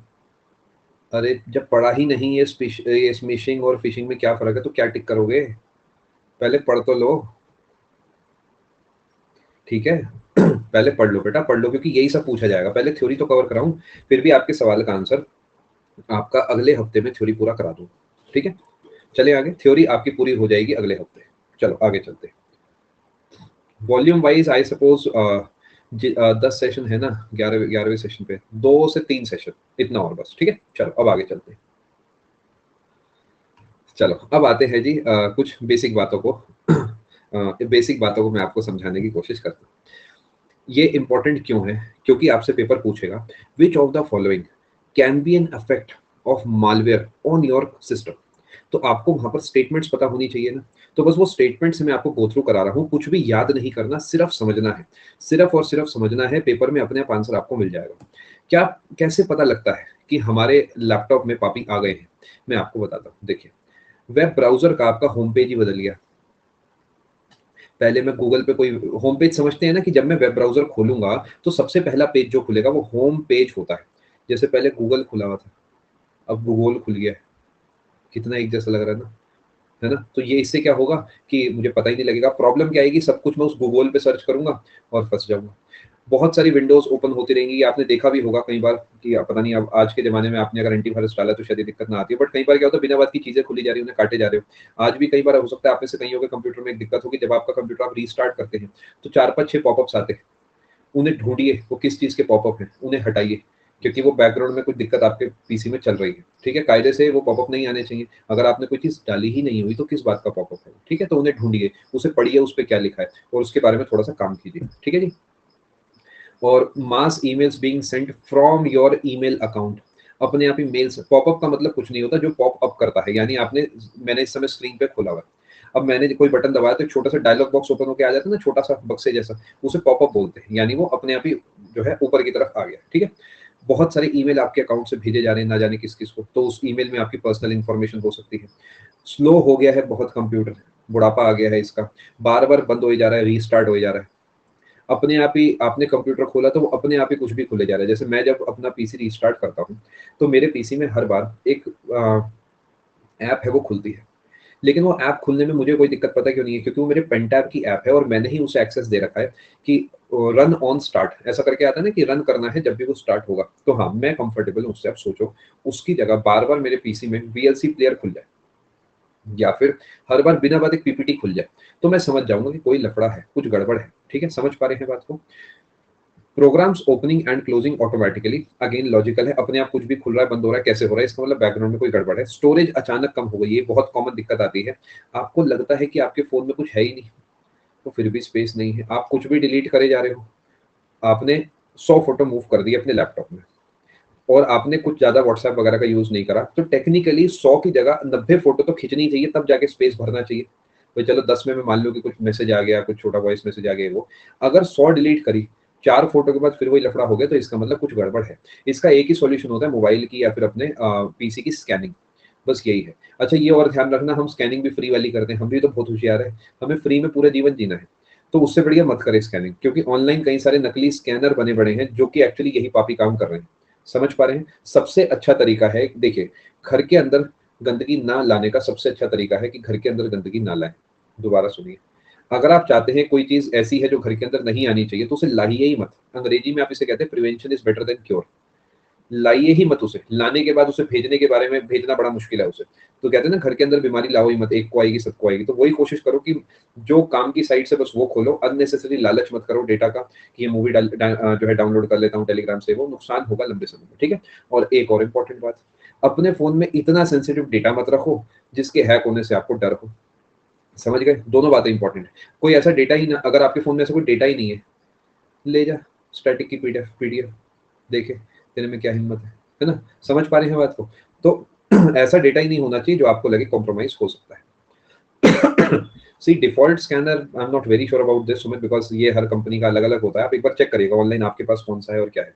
बाकी मैं ऐसे फ्री स्कैनर्स पे विश्वास नहीं करता। चल, प्रोग्राम्स और फाइल्स अपीयर और डिसअपीयर, ये आप बेसिक सी बातें हैं, सब पूरा पेज आप समझ चुके होंगे, आगे चलता हूँ मैं। अब प्रिवेंटिव मेजर्स क्या हो सकते हैं, क्या ऐसा आप कर सकते हैं, जैसे कि आप इतनी देर से पूछ रहे हैं कि कि क्या हो सकता है। सबसे इंपॉर्टेंट, जैसे मैंने आप, जी हाँ दिव्यांश, अगर आप उसे सही से यूज करते हैं it is safe. Again cloud एक जनरल टर्म है, आप कहाँ पे यूज करते हैं, गूगल ड्राइव वगैरह सेव है। Taking a regular backup of important data, ये शायद मैंने आपको कभी बताया था। मेरा एक लैपटॉप है, ठीक है, उसका बैकअप मेरे इस लैपटॉप में बना हुआ है, इसका बैकअप मेरी एक हार्ड ड्राइव में बना हुआ है, और उसका बैकअप मेरी दूसरी हार्ड ड्राइव में बना हुआ है। अब आप कहेंगे सर ये क्या है, क्योंकि मैं बहुत वहमी हूँ, मेरे पूरे जीवन की इतने सालों की जो मेहनत है वो है इसमें, तो मैं कॉम्प्रोमाइज नहीं कर सकता। समझ पा रहे हैं, क्योंकि मुझे ये है कि खुदा ना खास्ता कोई यहाँ पर लैपटॉप में दिक्कत हो तो मेरे पास एक कॉपी है। आर यू अंडरस्टैंडिंग, बात को समझ पा रहे हैं आप? रेगुलर बैकअप वाली बात आप समझ गए हैं। सॉफ्टवेयर अपडेट्स वगैरह जो है मैन्युफैक्चरर्स अगर दे रहे हैं तो ही आप उन्हें यूज करें। अननेसेसरी कोई भी रैंडम चीजें आ रही है आप उनका इस्तेमाल ना करें। पायरेटेड सॉफ्टवेयर का इस्तेमाल ना करें, ठीक है। और इसके बाद लॉक बटन, ये वही सिक्योर वाला, ऐसा ताला सा बना आता है ना छोटा सा, आपने देखा होगा कि वो सिक्योर है या नहीं है। जब भी आप कोई पेमेंट करते हैं तो आप इस बात का ध्यान रखें। अगर आप किसी छोटी मोटी वेबसाइट से पेमेंट कर रहे हैं तो वहां पर जब वो एंड में कहते हैं ना ओटीपी डालो, तो नीचे एक ऑप्शन आता है कि make payment on bank page, उस पे जाया करो। उस पे जाओगे तो फिर से एक ओटीपी आएगा, वो वहां पर जाके पेमेंट करना। कहाँ आता है ये? आता है आपका, अगर ये स्क्रीन है तो जो HTTPS लिखा होता है ना उसके ठीक साथ में ही आता है, यहाँ पर आता है। पूरा HTTPS कई बार नहीं लिखा होता, उसके ठीक साथ में आता है। जैसे मेरा जो URL है इस समय मैं आपको रीड करके बताता हूँ, उस पर लॉक बना है, उसके आगे लिखा है unacademy.com/ करके पूरी आगे की कहानी है जो कि आपके काम की नहीं, ठीक है। तो HTTPS की जगह वो ताला बना आता है बस। थोड़ा सा आप बात को समझ पा रहे हैं? वो अल्टीमेटली यही दिखाता है कि हाँ the site is safe to fill the data, ठीक है। Configure your browser security settings, हाँ ये कि आप, वो आपने सुना होगा कुकीज, कुकीज बहुत सुनी होंगी आपने। आप किसी भी नई साइट पे जाएंगे तो कहते हैं जी हम तो कुकी बनाते हैं, खाओगे क्या? वो कुकी क्या होता है अभी आपको थोड़ी देर में बताऊंगा। वो कुकीज बेसिकली आपका डेटा सेव करती है, तो वो थोड़ा सा मैं आपको बताऊंगा। एंटीवायरस वगैरह का इस्तेमाल करो, अच्छा रहेगा। क्या आप इस पूरे पेज को समझ पाए? आज का ये सेशन मेरे हिसाब से इन जनरल भी काफी इंपॉर्टेंट रहा है आपके लिए। बिल्कुल निकल सकता है, परफेक्ट, बिल्कुल निकल सकता है। ये आप जानते हैं फायरवॉल क्या होता है, आपको थोड़ी देर में समझा दूंगा मैं। अवॉइड एंटरिंग सेंसिटिव और personal information on public computers. अब जैसे बहुत लोग एक गलती करते हैं, वो एटीएम में तो बड़ा ध्यान देते हैं, लेकिन जब वो पीओएस मशीन पे डालते हैं ना, बहुत रिस्क लेते हैं वो। यानी दुकान पे गए, पेमेंट कर रहे हैं बिंदास, कार्ड स्वाइप करा, डाल दिया 1 2 3 4। थोड़ा सा वहां पर भी कॉशियस होने, अगर आपके आसपास भीड़ है तो एटलीस्ट ट्राई कि वहां पर आप पिन अपना किसी को ना दिखाएं, बिकॉज हो सकता है अगले ही क्षण आपका कोई वॉलेट चुरा ले। पीओएस का मतलब होता है पॉइंट ऑफ सेल, जो जैसे शॉपिंग मॉल में जाते हो मशीन में नहीं कार्ड स्वाइप करा के आपसे बटन दबाते, उसे पीओएस मशीन बोलते हैं, ठीक है। ये समझ पा रहे हैं आप? पीओएस मशीन जो होती है उसके अंदर जब आप अपना पिन डालते हैं तो थोड़ा सा बच के डाला करिए दुनिया से, क्योंकि आप कूल है मैं जानता हूं, लेकिन दूसरे समझदार हैं, ठीक है। Avoid entering sensitive data on an unknown network, ये आप सिंपल सी बात है, अपने कंप्यूटर से आप डेटा जो है ना डालें। और एक और इंपॉर्टेंट बात, फ्री वाईफाई का जब आप इस्तेमाल करते हैं तो उस समय ऐसा कुछ भी ना चलाएं जो सेंसिटिव हो। जैसे कि आप अपना ऑनलाइन पेमेंट वगैरह करते हैं तो फ्री वाईफाई से कभी ना करें, आपका डेटा चोरी हो सकता है वहां पे, ठीक है जी। फ्री के जो लिंक आते जा रहे हैं उन पे क्लिक ना करें। अगर आप पेन ड्राइव वगैरह लगाते हैं अपने लैपटॉप से तो पहले उन्हें स्कैन करें, उसके बाद उसे खोलें। ऑनलाइन अकाउंट पासवर्ड वगैरह किसी से शेयर ना करें। जिन पासवर्ड जो आपको प्रोग्राम पसंद नहीं है, जैसा अभी दिव्यांश ने करा है, उन्हें हटा दीजिए। क्या कर रहे हैं वो आपके पास, जब आप उनका इस्तेमाल ही नहीं कर रहे तो क्यों डाला हुआ, ठीक है जी। हाँ, जो IRCTC की साइट है ना राजेश, बड़ी सेफ है, वो बहुत बढ़िया साइट बनाई है। आज से करीब 5 से 10 साल पहले IRCTC बदनाम थी कि हमें लंबी लंबी लाइनों में लगना पड़ता है, लोग हमसे डबल डबल पैसे लेते हैं, साइबर कैफे वाले बहुत लूटते थे, 500 रुपए की टिकट है तो 700 रुपए लेते थे। इतना बढ़िया सिस्टम बना दिया है IRCTC ने, मतलब उसकी टक्कर में एक माई ट्रिप यात्रा कोई नहीं ले सकता। मैं प्राउडली इस बात को कह सकता हूँ, IRCTC की साइट रेलवे बुकिंग के लिए बेस्ट साइट है, कोई और दूसरी साइट उसकी टक्कर नहीं ले सकती। बहुत बढ़िया साइट बनाई गई, ठीक है। ठीक है श्वेता। और अच्छी बात यह है बिल्कुल यूजर फ्रेंडली है। हाँ डेफिनेटली 10 बजे 11 बजे थोड़ी डाउन हो जाती है बिकॉज वो तत्काल बुकिंग का समय होता है, और अदरवाइज इट्स फाइन। चले आगे। ऐड ज्यादा तो नहीं आती वैसे ऐड कौशिक, मेरा ख्याल तो नॉर्मल है। बाकी आप लोग, मैं बहुत ज्यादा भी इस्तेमाल नहीं करता, तो I am not the right person to comment on this. Still I think ठीक है। चले आगे। देखिए एक चीज आपको समझनी होगी, एक मैसेज आया गूगल पे पासवर्ड सेव करना सेफ है क्या? वैसे सेफ है, लेकिन क्यों करना है? इट इज सेफ, बट क्यों करना है? समझ रहे हो? जैसे आपका एसएससी का पासवर्ड है, वो सेव कर दो, क्योंकि आपका आप भूल जाओगे। लेकिन जो पासवर्ड आप याद रख सकते हो, उसे याद रख लो। सबसे सेफ यहीं पर है, जो बात साफ है। क्योंकि अगर देखिए गूगल क्या करता है ना, 2 चीज़ों का कॉम्बिनेशन लगाता है, अकाउंट भी आपका और पीसी भी आपका। ये दोनों चीज़ें मिलेंगी ना, तो जाके वो पासवर्ड आपको वहाँ पे डालेगा। तो ओवरऑल वैसे ठीक है, बुरा नहीं है, बट स्टिल नहीं नीड है तो नहीं करना वो काम, ठीक है? ये आप सब बात समझ चुके हैं। जैसे कि अभी एक बच्चे ने लिखा कि वो कैसे पता करें? तो मैंने आपको यही कहा भई ऐसा नहीं फ्री में कहीं से भी एंटीवायरस उठाया, वो खुद ही वायरस है, वो एंटीवायरस नहीं है। कहीं ऐड आई एंटीवायरस चाहिए? चाहिए। वो एंटीवायरस नहीं है, एंटी घर आ जाएगा, वायरस आ जाएगा बस। वो वायरस एक्चुअली, ठीक है? Use the popup Windows X icon located on the top right of the pop-up to close that instead of clicking on the close button in the pop-up you notice installation has been started cancel immediately। ये समझ गए? Exactly यही scam मैंने आपको बताया था अभी थोड़ी देर पहले। बस उसमें क्लोज़ इसमें क्लोज़ लिखा हुआ है और मैंने क्रॉस बना के दिखा दिया था। तो ये होता है, it is very, very, very common. और वो कई बार क्या होता है, वो दूसरा क्रॉस आते ही 4-5 सेकंड के बाद है, हमें बहुत जल्दी होती है, तो हम इसी को दबा के जो है क्लोज़ कर देते हैं। अगर आपको लगता है बैकग्राउंड में कुछ भी हलचल हुई है, आप जो है उसे हाथों-हाथ हटा दीजिए। क्या यहाँ तक की बात आप समझ गए हैं? आजकल ऑनलाइन एंटीवायरस आते हैं विकास, यानी आप सीधा साइट से एंटीवायरस खरीद के डाउनलोड कर सकते हैं। जी हाँ, प्रिंस आता है, वो बड़े दुःख की बात है कि वो आता है, बट क्या कर सकते हैं, वो आता है।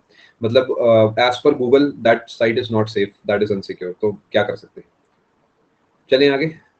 यहाँ तक सब ठीक है? सारे एंटीवायरस अच्छे हैं, मैकेफे वगैरह सब अच्छे हैं कौशिक। कोई सा भी बड़ी कंपनी का आप एंटीवायरस ले सकते हैं। ये आप नाम अपने सामने देख सकते हैं एंटीवायरस सॉफ्टवेयर्स के। ये सारे पॉपुलर हैं, सबके सब अच्छे हैं, कोई ऐसी दिक्कत की बात नहीं है। स्टिल सबसे बढ़िया तरीका है कि वायरस को आने ही मत दो, सबसे बढ़िया तरीका है। सिर्फ़ वो यूज़ करो जो यूज़ करना है, बात खत्म। एंटीवायरस सॉफ्टवेयर के नाम थोड़े से ध्यान आप रख लेना। इसका इस्तेमाल होता है वायरस को रिमूव करने के लिए। हाँ, यहाँ से कैसे सवाल बनेगा? इनमें से कौन सा एक एंटीवायरस सॉफ्टवेयर नहीं है? एक गूगल डाल देगा यहाँ पर या फेसबुक डाल देगा या और कुछ अजीबो-गरीब बना देगा, तो आप मेन-मेन इनमें से जैसे कैस्परस्काई है, क्विकहील है, नॉर्टन है, अवस्ट है, के7 है, मैकेफे है, ये सब थोड़े से आप ध्यान रखना अच्छा रहेगा। जी हाँ, कोई सा भी डाल सकते हैं, सारे के सारे अच्छे होते हैं। चलें आगे? ये डिजिटल सर्टिफिकेट, डिजिटल सिग्नेचर ये मैं आपको समझा चुका हूँ। याद है ना वो डिजिटल सिग्नेचर? जैसा अभी मैंने आपको बताया था कि आजकल ई-ऑफ़िस में साइन होता है, तो ई-ऑफ़िस में वो लोग जो है आपका डिजिटल सिग्नेचर जो है करके भेजते हैं, बट वो ऑब्वियसली सॉफ्ट कॉपी में ही आप रिकॉग्नाइज़ कर सकते हो। हार्ड कॉपी में आपके लिए वो जस्ट एक लिखा हुआ कुछ है। समझ पा रहे हैं? यानी अगर डिजिटल सिग्नेचर जो आपका है, उसका मतलब सिंपली वही है कि उस पे किसी पर्सन ने डिजिटल सिग्नेचर करा है और वो जो सर्टिफिकेट है उसे डिजिटल सर्टिफिकेट बोलते हैं। आजकल जैसे बच्चों का बर्थ सर्टिफिकेट वगैरह है, वो डिजिटल सर्टिफिकेट के रूप में आता है, क्योंकि आप उसे सीधा इंटरनेट से डाउनलोड करेंगे, उस पे क्यूआर कोड होता है, क्यूआर कोड को स्कैन करेंगे तो ओरिजिनल डॉक्यूमेंट खुलना चाहिए। कई बार होता है ना, आधार कार्ड अपडेशन के लिए हम लोग जाते हैं, तो वहाँ पर लोग क्या करते हैं, नाम बदलवाने के लिए फर्जी बर्थ सर्टिफिकेट लगा देते हैं। तो आधार कार्ड वाले बड़े समझदार हैं, वो क्या करते हैं, उसपे जो क्यूआर कोड बना होता है उसे स्कैन करते हैं। टेक्निकली वो क्यूआर कोड को स्कैन करके वही वाला पेज खुलना चाहिए। अब उसमें भी एक लूप होल है, और वो लूप होल क्या है कि मैंने एक फर्जी सर्टिफिकेट बनाया। ऑनलाइन किसी भी यूआरएल का आप जो है एक क्यूआर कोड बना सकते हो। मैंने किसी तरीके का ऐसा लिंक क्रिएट कर दिया जिस पे क्लिक करते ही वो पेज खुलेगा। ये थोड़ा मशक्कत वाला टेक्निकल काम है, बट मैंने ऐसा कर दिया। ये तो पॉसिबल है कि मैं आपको एक लिंक दे दूं जिस पे क्लिक करते ही आपके पास वो इमेज खुल जाए, ये तो पॉसिबल है। इसी लिंक का मैंने क्यूआर बना दिया, इसे पेंट में चिपका दिया और उस पे क्यूआर चिपका दिया और उसका प्रिंट निकाल लिया। समझ पा रहे हैं? ये सब इसलिए बताया जा रहा है क्योंकि आगे जाके आपको भी सरकारी नौकरी करनी है, तो आपके सामने सब चैलेंजेस आएंगे। तो इसका भी तोड़ आधार वालों ने ज़रूर कुछ ना कुछ निकाला हुआ होगा, क्योंकि बहुत बेसिक लेवल का फ्रॉड है जो कि बहुत बड़े लेवल पे होता है। तो आम तौर पे तो इतना कोई नहीं देखता, बट इसका जो है मतलब इस तरीके का कुछ ना कुछ हो सकता है। ठीक है? चलिए खैर आगे चलते हैं। डीसी, डीएस आप समझ चुके हैं। अब बात कर लेते हैं जी फायरवॉल की। आज की क्लास थोड़ी थ्योरी वाइज़ ज़्यादा है, बट ये इंपॉर्टेंट क्लास है। ये समझाने की कोशिश करता हूँ। चलिए इसे समझाने से पहले कुछ आसान चीज़ें समझाते हैं। मज़ेदार बातें बताते हैं। नहीं, मज़ेदार बातें चलो बाद में करेंगे, पहले पापी बातें समझते हैं। ये है जी एक फायरवॉल। फायरवॉल का काम आप देखकर समझ पा रहे होंगे। दुनिया से आपके घर को या दुनिया से आपके कमरे को कौन अलग रखता है? ये जो दीवार है, हमारे घर की चारदीवारी ही तो है जो हमें दुनिया से अलग करती है। हमारे घर की बातों को हमारे घर में रखती है और बाहर की जो बातें हैं वो हमारे घर में नहीं आने देती। कुछ ऐसी ही है फायरवॉल। ये क्या करती है, दुनिया में जो भी स्कैम्स हो रहे हैं उसे कम से कम हमारे कंप्यूटर तक नहीं आने देगी, बीच में ही रोक देगी। बड़े सिंपल तरीके आपको समझाता हूँ, पहले डेफिनेशन समझाऊंगा। ये इंपॉर्टेंट है। आपने अभी कुछ समय पहले स्पेशल क्लास में एक सवाल देखा होगा, फायरवॉल के एसोसिएटेड कौन-सा कथन गलत है? और उसमें एक था इट इज़ हार्डवेयर बेस्ड, और बहुत बच्चे कन्फ्यूज़ हो गए थे कि सर हार्डवेयर बेस्ड कैसे हो सकता है? तो मैंने बताया था कि कुछ होते हैं जो हार्डवेयर बेस्ड होते हैं। पहली स्टेटमेंट आप पढ़िए, अब इस कोर्स को लगाने के बाद आप उसे कभी फँसेंगे नहीं वैसे सवालों में। It can be either software based और हार्डवेयर बेस्ड। अगर आपने ये लाइन पढ़ी होती तो आप समझ जाते। अब इसका इस्तेमाल होता है आपके नेटवर्क को सिक्योर रखना। मैं आपको समझाता हूँ। जो भी आ रहा है और जो भी जा रहा है, वो अलाउ होना चाहिए या नहीं होना चाहिए, वो ये जज करता है। A network firewall builds a bridge between internal and external network. समझ पा रहे हैं? आप कभी भी इंटरनेट से कुछ डाउनलोड करते हैं, जैसे मैं अपने लैपटॉप में ओबीएस डालता हूँ। ओबीएस एक ऐसा सॉफ्टवेयर है जिससे हम लोग यूट्यूब पे लाइव जाते हैं। ये ऑथेंटिक ऑथेंटिक अच्छा सॉफ्टवेयर है। जब मैं इसे अपने लैपटॉप में डाउनलोड करता हूँ, तो अभी तक भी कोई दिक्कत नहीं है। लेकिन जब मैं इसे रन करता हूँ, तो मेरा कंप्यूटर पहले मुझसे पूछता है कि क्या आप इसे अपने कंप्यूटर का हिस्सा बनाना चाहते हो? Do this only if you trust the source of this file. आप ऐसा तभी करिएगा जब आपको विश्वास है कि जो इसका सोर्स है वो सही है। तब मैं उसे बताता हूँ कि हाँ या फिर नहीं। तो क्या वो एक तरीके का फायरवॉल था? यानी भले ही मैंने गलती से ऑनलाइन कुछ डाउनलोड कर लिया, लेकिन फिर उसे मेरे कंप्यूटर तक पहुँचाने के लिए मुझसे परमिशन माँग रहा है। कुछ ऐसे ही फायरवॉल है कि मेरे कंप्यूटर तक क्या आएगा, क्या नहीं आएगा, ये फायरवॉल डिसाइड करता है। क्या बात को आप समझ पा रहे हैं? ये है फायरवॉल की डेफिनेशन, हार्डवेयर सॉफ्टवेयर दोनों हो सकता है। अब कितने तरीके के फायरवॉल होते हैं, ये नाम बस ध्यान रखिएगा। अगर एक ऐसा फायरवॉल है जिसे if the firewall is placed between two or more networks and monitors the network traffic between different networks, तो ये नेटवर्क फायरवॉल हो गया। ये नेटवर्क्स के बीच में लगाया गया। अगर एक फायरवॉल ऐसा है जो कि कंप्यूटर से बाकी कंप्यूटर्स को कनेक्ट करता है, तो ये आपका होस्ट बेस्ड हो गया। मैं अभी समझाता हूँ, डाउट्स थोड़ा सा रोक के चलिए। If the firewall is placed on a computer and monitors the network traffic to and from the computer, it is host based। देखो मेरे कंप्यूटर के अंदर जो फायरवॉल है ना, वो होस्ट बेस्ड है। समझ पा रहे हैं? क्योंकि मुझे फ़र्क नहीं पड़ता ओबीएस बाकी लोगों से कैसे बातचीत करता है। मेरे लिए सिर्फ़ मेरा कंप्यूटर इम्पोर्टेंट है। तो मेरे कंप्यूटर से एसोसिएटेड फायरवॉल है, तो वो होस्ट बेस्ड फायरवॉल हो गया। क्या इस बात को आप समझ पा रहे हैं? और एक अगर एक ऑनलाइन फायरवॉल है जो कि मल्टीपल नेटवर्क्स के बीच में ये काम करता है, तो वो नेटवर्क फायरवॉल हो गया। क्या आप फ़र्क समझ पा रहे हैं? अगर मेरे स computer is the central point, तो होस्ट बेस्ड है। अगर नेटवर्क टू नेटवर्क कोई फायरवॉल बना हुआ है, तो नेटवर्क बेस्ड है। क्या यहाँ तक की बात आप समझ पा रहे हैं? डाउट्स अभी थोड़ा रोक के चलिएगा, वरना क्वेश्चन टैब में भेजिए आप अपने डाउट्स। प्ले स्टोर पे मैंने नहीं देखा डाउनलोड करने के बाद कुछ परमिशन माँगता हो, बाकी हो सकता है अब माँगता हो, आई am not very sure. Play store से मैंने 6 महीने से शायद ज़्यादा होगा कुछ भी डाउनलोड करा नहीं है। मतलब मैं टाइम नहीं होता इतना फ्री टाइम नई गेम ढूँढने का, तो मेरा ख्याल तो प्ले स्टोर ऐसा कुछ परमिशन नहीं माँगता। खैर आगे चलते हैं। पासवर्ड क्या होता है? अरे सर जी क्या बता रहे हो आप ये? पासवर्ड पासवर्ड होता है। पासवर्ड एक ऐसा स्ट्रिंग ऑफ कैरेक्टर्स होता है जिससे आप प्रूफ करते हैं कि मैं ही हूँ। ठीक है, हार्डवेयर कैसे है ये भी बता दो, अभी बताता हूँ। पहले आप इसे समझ लीजिए। पासवर्ड एक कैरेक्टर्स का ग्रुप है जो कि बताता है कि आप ही हैं। एग्जाम्पल के तौर पे पासवर्ड कई तरीके के बन सकते हैं। जैसे अगर मैं अपना पासवर्ड बनाता हूँ और मैंने पासवर्ड ये बना दिया, तो क्या ये पासवर्ड वीक है या स्ट्रांग है? मनोज, जिस साइट से आपने डाउनलोड करा है, वो साइट जो है आप अगर जानते हैं तो आप उसे हाँ कर देंगे।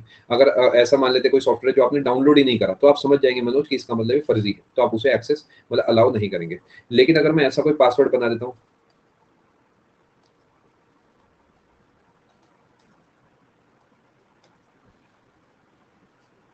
ये स्ट्रॉन्ग पासवर्ड है, क्योंकि इसके नंबर्स का कोई सेंस नहीं है। मार्केट में G41 पता नहीं आता नहीं आता, मतलब G40 आता है। याद ना रहे इतना स्ट्रॉन्ग, सही बात है। तो ये स्ट्रॉन्ग पासवर्ड हो गया। ठीक है, समझ पा रहे हैं? अब जैसे कई लोग पासवर्ड अपने रखते हैं, तो वो सबसे बड़ी गलती क्या करते हो, पहला कैपिटल बाकी स्मॉल करते हैं। उल्टा कर दो। समझ रहे हो? और स्ट्रॉन्ग हो जाएगा आपका पासवर्ड। या फिर आप जो नंबर्स लिखते हो उसे अल्फा न्यूमेरिक कर दो। यानी आपको मान लेते हैं पासवर्ड डालना है 942, तो आप ऐसे डाल दो ना, हो गया स्ट्रॉन्ग। समझ पा रहे हैं? मतलब कुछ ना कुछ ऐसा बना सकते हैं। ऑब्वियसली बाकी आप मुझसे ज़्यादा ही एक्सपर्ट हैं इस फील्ड में। सिर्फ समझाने के तरीके हैं कि आप कई तरीके से अपने पासवर्ड को डाल सकते हैं। एक बढ़िया स्ट्रॉन्ग पासवर्ड बनाइए, 1 या 2 या 4, उनमें एक बेसिक कनेक्शन रखिए और वो किसी को मत बताइए, सबसे बढ़िया है। आगे चलते हैं जी। और भी कई तरीके होते हैं, जैसे अधिकतर लोग क्या करते हैं, अपने डेट ऑफ बर्थ से जुड़ा कुछ ना कुछ डालते हैं, वो सबसे फर्जी तरीका है।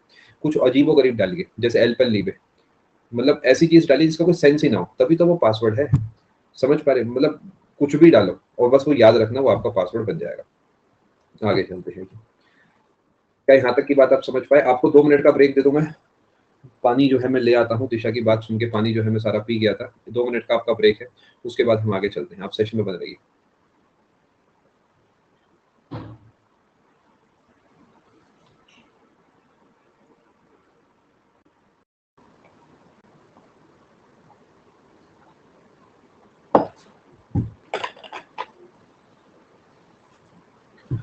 चलिए, ऑल गुड।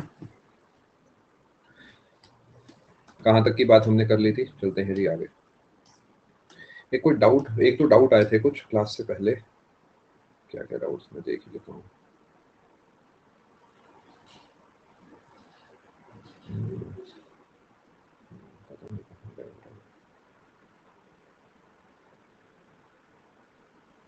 खैर आगे चलते हैं। अच्छा, एक डाउट आया था मेरे पास कुछ ये हार्डवेयर फायरवॉल वाला, और एक डाउट आया था प्ले स्टोर वाला। तो प्ले स्टोर वाला तो जो है मैंने क्लियर कर दिया था आपका डाउट। हार्डवेयर फायरवॉल कैसे हो सकता है, थोड़ा सा समझा देता हूँ। देखिए, कभी कभार क्या होता है, मैं अपने लैपटॉप के अंदर एक सॉफ्टवेयर डाल के रखूंगा, फॉर एग्जाम्पल एक एंटीवायरस। क्या वो एक एंटीवायरस फायरवॉल की तरह काम करेगा? जब भी मैं कुछ डाउनलोड कर रहा हूँ तो वो मुझसे पूछेगा, कहेगा भाई ध्यान दे लो जरा, ये गूगल का डाउनलोड करा हुआ डेटा है, गूगल से नहीं आया है, तो मैं समझ जाऊंगा। लेकिन अगर मेरा बहुत बड़ा, मान लेते हैं एक बिजनेस है जिसमें 10-15 कंप्यूटर्स रखे हुए हैं, तो कभी कभार हम क्या करते हैं कि जैसे यहाँ पर बहुत सारे कंप्यूटर्स रखे हैं, तो सबके लिए एक एक एक इंडिविजुअल फायरवॉल्स को डालने की जगह मैं हो सकता है कि यहीं पर एक कंप्यूटर बैठा दूं जिस जो फायरवॉल का काम करे। यानी नेटवर्क इसमें है, जनरली मैं सर्वर वाला जो मेरा कंप्यूटर होगा उसे एक फायरवॉल के रूप में इस्तेमाल करूं, होगा अल्टीमेटली ये भी एक software he, but in computers के लिए एक हार्डवेयर के रूप में काम कर रहा है, बिकॉज यहाँ पर एक पर्सन बैठा है जिसका काम है, ये स्किल्ड पर्सन है, बहुत पढ़ा लिखा इंसान है, जिसका काम है ऑथेंटिसिटी प्रोवाइड करना कि डेटा सही है तो ही मैं आगे कंप्यूटर्स तक जाने दूंगा। समझ गए? तो ये एक हार्डवेयर फायरवॉल हो गया जिसमें हम अलग से एक सिस्टम या राउटर के अंदर कुछ लगा देते हैं, तो वो अंदर डेटा तभी आने देगा जब वो एक ऑथेंटिक सोर्स से हो। ठीक है, समझ गए? कह सकते हैं आराधना, हाँ एनालॉजी में आप इसे फिट कर सकते हैं। यहाँ तक मैंने आपको सब बता दिया था, अब आगे चलते हैं। ये सिंपल सी बात है, बच्चों वाली बातें हैं। फाइल एक्सेस परमिशन क्या है कि आप किस चीज़ को एक्सेस कर सकते हैं, किसे नहीं कर सकते। फॉर एग्जांपल, आपने आधार कार्ड अगर अपना ऑनलाइन डाउनलोड करा है तो उसे ओपन आप कर ही नहीं सकते, आपको पता है ना, वो ओपन ही नहीं होगा। आपसे वो पासवर्ड मांगेगा जिसमें आपके नाम के पहले 4 अक्षर और ईयर ऑफ बर्थ मांगता है। अब उसके भी कई तोड़ होते हैं, उसका मतलब प्रिंट टाइप दोगे तो प्रिंट आ जाता है, मतलब उसके भी कई लूपहोल्स हैं। बट अगेन, अब उस तरफ मैं आपको कोई हैकर नहीं बनाने वाला हूँ, बस इन जनरल समझा रहा हूँ कि वो आप आधार कार्ड जो डाउनलोड करते हो वो एक तरीके का परमिशन मांगता है। इसी तरीके जो आपकी स्टेटमेंट होती है, बैंक स्टेटमेंट, वो आप पीडीएफ के रूप में डाउनलोड कर सकते हैं, बट वो पीडीएफ खुलेगी नहीं फोन में। आप इनकी ऐप पे गए, आपने वहां से पीडीएफ डाउनलोड, स्टेटमेंट खोली, डाउनलोड एज पीडीएफ करा, तो वो पासवर्ड प्रोटेक्टेड होती है, उसका पासवर्ड आपकी कस्टमर आईडी होती है। ठीक है, आई होप आप समझ पा रहे हैं। ये है फाइल एक्सेस परमिशन, आप उसे तभी खोल पाएंगे जब आपके पास वो सर्टेन परमिशन हो खोलने की। अभी परमिशन 3 तरीके की होती है, read write execute. Google sheet की बात कर लेते हैं जी। गूगल शीट मैंने क्रिएट करी, और वो गूगल शीट जो है मैंने आप सबको दे दी यहाँ पर। अब वो मेरा अधिकार है, मैं आपको उसमें क्या परमिशन दे सकता हूँ। एक तो होता है जिसका मैंने ईमेल मेंशन कर रखा है, सिर्फ उसे परमिशन मिलेगी। एक होता है एनीवन विद द लिंक, यानी जिस जिसके पास लिंक है वो जो है इस डेटा को एक्सेस कर सकता है। अब उसमें एक ऑप्शन होता है व्यू, एक होता है कमेंट, एक होता है एडिट। समझ पा रहे हैं? मान लेते हैं, देखो समझो बात को, मैंने क्या करा, एक मैंने एक्सेल क्रिएट करी, वो मैंने आप सबको उसका लिंक दे दिया। अब उसके बाद क्या होता है कि आप उसे खोलेंगे तो वो खुलेगा नहीं अगर मैंने उसके अंदर आपकी ईमेल आईडी नहीं डाली हुई। ये आप पहली बात समझ पाए, इसे बोलते हैं रेस्ट्रिक्टेड एक्सेस। यानी जिस जिसका मैं मेल आईडी लिखूंगा ये उसके पास जाएगा। ये तब होता है जब डेटा सेंसिटिव होता है। मान लेते हैं मैं, आप मेरे टीम में आप 5 लोग हो, मैं चाहता हूँ कि सिर्फ आप 5 ही लोग इस डेटा को देख पाओ, एडिट कर पाओ, तो मैं ऐसे में आपकी पांचों की ईमेल आईडीज में डाल दूंगा। कभी कभार क्या होता है, डेटा मैं चाहता हूँ सब लोगों तक पहुंचे, तो मैं एनीवन विद द लिंक करके उसे व्यू कर दूंगा। आप सब उस डेटा को पढ़ पाओगे, रीड कर पाओगे। कमेंट में क्या आप उसमें मेंशन कर पाओगे अगर आपको कुछ महसूस होता है। आपको अगर मैं कहता हूँ कि इसे डेटा को फिल करके मुझे दो, तो आप उसे एडिट कर पाओगे, मैं उसमें एडिट की परमिशन डाल दूंगा। कि तीनों में फर्क आपको समझ आया? व्यू में आप रीड कर सकते हो, कमेंट में आप सिर्फ मेंशन कर सकते हो, एडिट में आप उसमें कुछ भी चेंजेस वगैरह कर सकते हो। ऐसे ही यहाँ पर रीड राइट एग्जीक्यूट, क्योंकि प्रोग्राम है, फाइल है, तो उस केस में एग्जीक्यूशन का भी एक ऑप्शन होता है, तो आप उसे एग्जीक्यूट भी कर सकते हो। सेम वैसे ही है जैसे अभी हमने रीड राइट वाला समझा, ऐसे ही इसमें और हो जाता है जी आपका एग्जीक्यूट। क्या यहाँ तक की बात समझ आई? 3 तरीके की परमिशन मिलती है, रीड राइट एग्जीक्यूट। यहां से बढ़िया बातें समझाता हूँ, मजेदार। Eaves dropping. ईव्स ड्रॉपिंग क्या होता है? कोई कान लगा रहा है आपकी बात पे, जैसे कि ये आप दोनों आपस में कुछ बात कर रहे हैं। मान लेते हैं आप अपनी मम्मी से बात कर रहे हैं, और मम्मी को कहने की मम्मी पैसों की बहुत ज़्यादा जरूरत है। तो मम्मी ने कहा, "अरे बेटा क्यों टेंशन करता है, मैं तुझे एटीएम दिया तो था, उसमें से निकाल ले, उसमें है 1.5 लाख रुपए, अभी के लिए काम करिए, 10,000 रुपये निकाल लियो।" मम्मी कौन से वाला? तो मान लो मम्मी ने उधर से बता रहे वही जिसका नंबर है 9432 9432 9432 9432। ठीक है, और उसके बाद अरे वो जरा समझ नहीं आ रहा उसका पासवर्ड क्या था, मम्मी ने वो पासवर्ड भी बता दिया, और इतने में जो ऊपर जेम्स बॉन्ड बैठा है इसने सब डेटा सुन लिया और ऑनलाइन पेमेंट कर दी। ये है ईव्स ड्रॉपिंग। क्या बात को आप समझ पा रहे हैं? फोन टैप करना एक तरीके की ईव्स ड्रॉपिंग होती है, ठीक है। मम्मी से ऐसी बातें हो सकती हैं, क्यों चिंता कर रहे हो तुम लोग। आगे चलें। इसके बाद एक दूसरा किस्सा होता है, वो आपको भी बताऊंगा। पहले ईव्स ड्रॉपिंग आप समझ गए, एक और चीज होती है वो आपको मैं बताता हूँ, रुकिए जरा।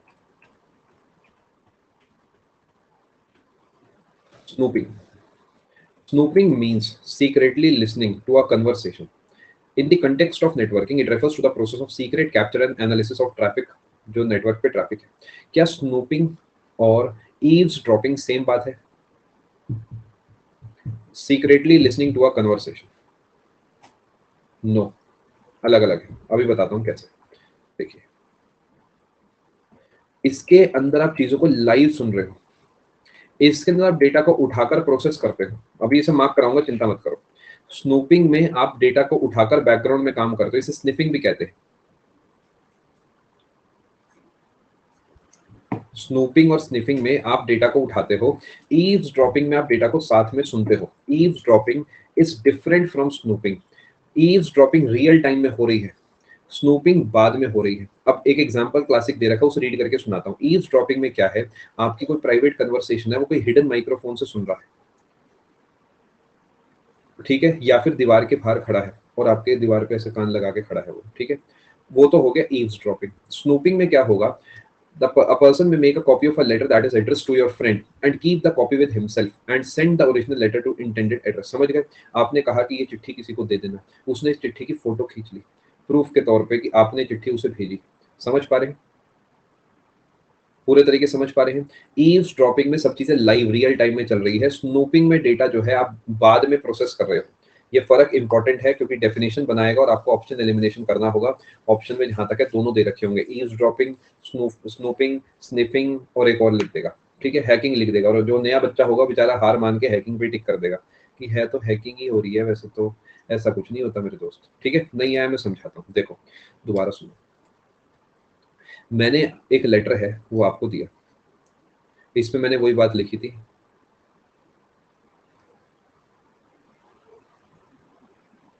मैंने कहा लेटर जो है उस इंसान को दे देना जिसने गुलाबी शर्ट पहनी है, ठीक है।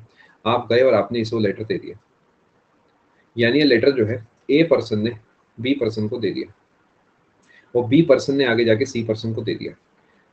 ये डायरेक्टली ए भी तो सी को दे सकता था। अब बी पर्सन ने क्या करा, इसकी एक फोटो खींच ली। मम्मी को बताऊंगा, इसकी फोटो खींच ली, तो ये इसने स्नूपिंग कर लिया। समझ पा रहे हैं बात को? पक्का? या फिर आप ऐसे समझिए, ए जो है बी से कुछ अपने दिल की बात बता रहा था। ए जो है बी को कह रहा था कि मैं दुखी हो गया हूँ एसएससी की तैयारी कर करके, कछु नहीं हो पा रहा जीवन में। ए जो है बी को ऐसा कुछ बता रहा था। अब सी ने ये बात सुन ली, ठीक है। नहीं, ये इन जनरल है, कोई भी आप मान लो, या एक्स लिख लो या वाई लिख लो या जेड लिख लो। एक नया एग्जाम्पल है, एक्स वाई को कुछ बता रहा है, जेड ने ये बात सुन ली, रियल टाइम में सुनी ना, तो ये ईव्स ड्रॉपिंग हो गई। लेकिन अगर इसने अपने फोन में इसकी रिकॉर्डिंग कर ली और इसे बाद में सुना, तो यही स्नूपिंग हो गई। फर्क ये है कि एक चीज हाथों हाथ हो रही है, एक चीज बाद में हो रही है, बस इतना से ही फर्क है। रीड करिए ना, आप मेरे कहने से आप एक बार इसे पूरे को रीड करिए, रीड करिए। मैं आपको एक मिनट, आधे मिनट का समय दे रहा हूँ, रीड करिए प्रॉपर्ली हर वर्ड।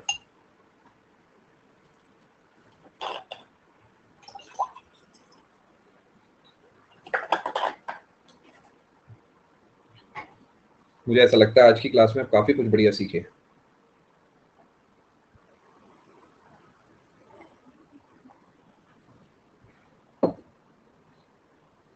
रीड कर लिया?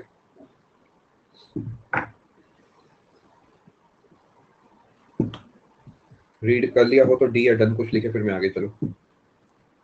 हाँ चलिए, बहुत बढ़िया, अब आगे चलते हैं। अब देखिए, एक बार रीड कर देता हूँ, कुछ बचा नहीं है इसमें, फिर भी बता देता हूँ। Snooping means secretly listening to a conversation. अगर वो एक फिल इन द ब्लैंक दे देगा स्नूपिंग की जगह, तो आपको फिट करना होगा वहां पर, ठीक है जी।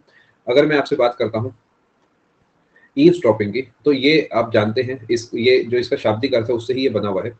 ये रीड करिए, unlike snooping where the network traffic can be stored for later analysis, eavesdropping is an unauthorised real time interception or monitoring of private communication between two entities over a network. समझ पा रहे हैं?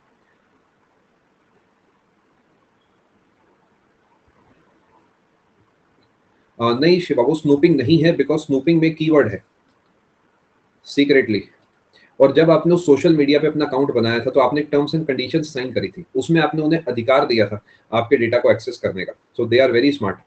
तो कुछ भी उसमें से स्नूपिंग वगैरह नहीं होगा। उनका कहना है कि आप ही ने तो कहा था संभाल के रखो। ठीक है, आगे चलते हैं जी। स्नूपिंग, ईव्सड्रॉपिंग आप समझ चुके हैं, तो मैं आगे चलता हूँ। पासवर्ड समझा दिया है, एफएपी समझा दिया है, ईव्सड्रॉपिंग आपको समझ आ गया है। मैस्करेडिंग क्या होता है कि जैसे भी मैंने आपको एक एग्जांपल दिया था कि इंस्पेक्टर को मैसेज आया प्रिंसिपल कमिश्नर का कि ऐसे ऐसे इमरजेंसी हो गई है, हेल्प मी आउट। तो मैस्करेडिंग था, उसने क्या करा कि पीसी की आइडेंटिटी का इस्तेमाल करते हुए, यानी नकली पीसी बन गया वो। समझ पा रहे हैं बात को? और ये आपको अभी सुनने में लगता है कि ये तो इजीली डिटेक्ट हो जाएगा, रियल टाइम में जब चीजें होती है ना, सुध बुध खो देता है इंसान। रियल टाइम के अंदर ये सब इतनी जल्दी होता है कि आपको सोचने का भी समय नहीं मिलता, क्योंकि दिमाग उस समय एक्चुअली किसी और जोन में होता है। आदमी कहता है अच्छा ऐसे मैसेज आया कि भैया का मैसेज आया, मान लो आपके, अब आप क्लास में हो, आप कहोगे अरे चल बाद में फोन करके पूछ लूंगा, अभी के लिए उन्होंने कहा 400 रुपये तो ट्रांसफर करने हैं, कर देता हूँ। बाद में समझ आता है कि क्या हो गया है actually. Patches, it is a piece of software design to fix problem. जैसे सड़क पे पैचेस लगाते हैं, आपने देखा होगा ना, सड़क खराब हो जाती है कहीं पे, उस पर एक पैच लगा दिया, कपड़ा कहीं से खराब हो गया उसे रफू करा दिया। कुछ ऐसे ही है कि आप एक सुना है आपने, बार बार अपडेट्स आते रहते हैं एप्स में, ये वर्जन 2.0 है, 2.1 2.2 करके फिर 3.0 आ गया, वो पैचेस ही लगते हैं। यानी बैकग्राउंड में सॉफ्टवेयर बनाकर उन पैचेस को भरा जाता है जिससे कि वो जो यूजेबिलिटी है, परफॉर्मेंस है, वो बेटर हो जाए। ठीक है, आगे चलते हैं। ये तीनों टर्म्स मैंने आपको समझा दी है। Logic bomb, application gateway, proxy server, कुछ खास वैसे इंपॉर्टेंट नहीं है। ये लॉजिक बॉम्ब थोड़ा सा पढ़ लेते हैं। It is a piece of code intentionally inserted into a computer's memory that will set off a malicious function when specified conditions are met. इन्हें स्लैक कोड भी कहते हैं, और ये रिपीट नहीं होते, रेप्लिकेट नहीं होते। एक ऐसा बॉम्ब फिट कर दिया आपके कंप्यूटर के अंदर, जब आप उस पर क्लिक करेंगे तो वो कुछ करेगा। क्या ये एक तरीके का वायरस ही हो गया? लॉजिक बॉम्ब एक तरीके का वायरस ही हो गया ना। एक ऐसा कोड है जो आपके कंप्यूटर के अंदर कहीं बैठा हुआ है, जब कुछ होगा तो ऐसा होगा। वायरस से अलग पता है क्यों? क्योंकि वायरस को तो आप ट्रिगर कर रहे हो। वायरस को आप ट्रिगर कर रहे हो उस पर क्लिक करके। यहाँ पर लॉजिक बॉम्ब एक ऐसा पीस ऑफ मेमोरी हो गया, मान लेते हैं आपके कंप्यूटर में एक ऐसा मैंने बॉम्ब फिट कर दिया कि जैसे ही इसके अकाउंट का जो बैलेंस है वो 1 लाख रुपए से ऊपर हो जाए, डेबिट कर दो उसे इस खाते में। समझ पा रहे हैं? बहुत हाइपोथेटिकल सा एग्जांपल बनाया है। तो ये रेप्लिकेट नहीं हो रहा है, बॉम्ब बस वहां पर फिट है। जैसे ही वो 1 लाख से ऊपर जाने का आप टेंशन मत लीजिए, अभी नहीं जा रहा आपका, कम से कम 6 महीने। ठीक है, तो लॉजिक बॉम्ब आपके कंप्यूटर में फिट है, तो उस केस में ये स्पेसिफिक कंडीशन जैसे ही मेट होंगी तो एग्जीक्यूट कर जाएगा। बिल्कुल Mayank, exactly exactly, Suyash and Mayank नाम ही वहां से आया। सुमित चिंता ना करें, बस एक दो बातें आपको और बतानी है। एप्लीकेशन गेटवे क्या है? दिस अप्लाई सिक्योरिटी मैकेनिज्म्स, कुछ नहीं है। एप्लीकेशन का गेटवे यानी ऐप का गेट, यानी ये कुछ ऐसे सेट ऑफ मैकेनिज्म्स हैं जो कि आपके कंप्यूटर तक पापियों को नहीं आने देते। ठीक है, this is also called a slag code. ये तो देखिए बस फैक्ट है, आपको याद रखना है। ये रेप्लिकेट नहीं करता। ऐसा नहीं है कि एक लॉजिक बॉम्ब बना है और वो कंप्यूटर में बढ़ते बढ़ते बढ़ते बढ़ते 1 लाख हो गए। एक ही है, जैसे ट्रोजन है ना, ट्रोजन एक बन गया तो एक ही रहेगा, तो ऐसे ये भी एक बन गया एक ही रहेगा, बट ये काम तब करेगा जब वो स्पेसिफिक कंडीशंस मेट हो जाएगी। यस हिमांशु, आगे चलते हैं जी। अभी काफी देर पहले प्रॉक्सी वगैरह लिख रहे थे। प्रॉक्सी का मतलब होता है कि किसी और की जगह वो काम करना। जैसे स्कूल में हम लोग प्रॉक्सी अटेंडेंस लगाते थे। जैसे कोई मान लेते हैं कोई दोस्त नहीं आया तो उसकी अटेंडेंस हमने हल्के से धीरे से बोल दी, है ना, तो वो प्रॉक्सी होती थी। यानी सेम काम कर रहा है बट वो नकली है एक तरीके का। तो ये क्या है कि आप एक अपने नेटवर्क के अंदर एक नया नेटवर्क बना देते हैं। इसमें क्या होता है कि जो आपका एक्चुअल एड्रेस है वो हाइड हो जाता है, और उसकी जगह एक प्रॉक्सी, एक नकली सर्वर क्रिएट हो जाता है। यानी आपके कंप्यूटर के अंदर एक अलग ही सर्वर क्रिएट हो जाएगा। ठीक है, वर्चुअल प्राइवेट नेटवर्क जैसा है कुछ। ठीक है, वीपीएन आपने सुना होगा, वर्चुअल प्राइवेट नेटवर्क कुछ कुछ वैसा है।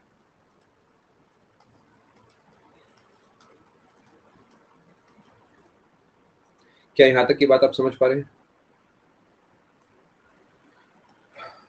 एक बार इसे रीड कर लीजिए, मैं एक बार फिर से बता देता हूँ इन तीनों को। देखिए, लॉजिक बॉम्ब एक ऐसा पीस ऑफ कोड है, एक ऐसा वायरस है निशा, जो कि हमारे कंप्यूटर में गलती से आ गया है। वो तब तक शांत बैठा रहेगा जब तक वो कंडीशंस जो कि उस बॉम्ब के अंदर मेंशन्ड है वो एक्टिवेट नहीं होगी।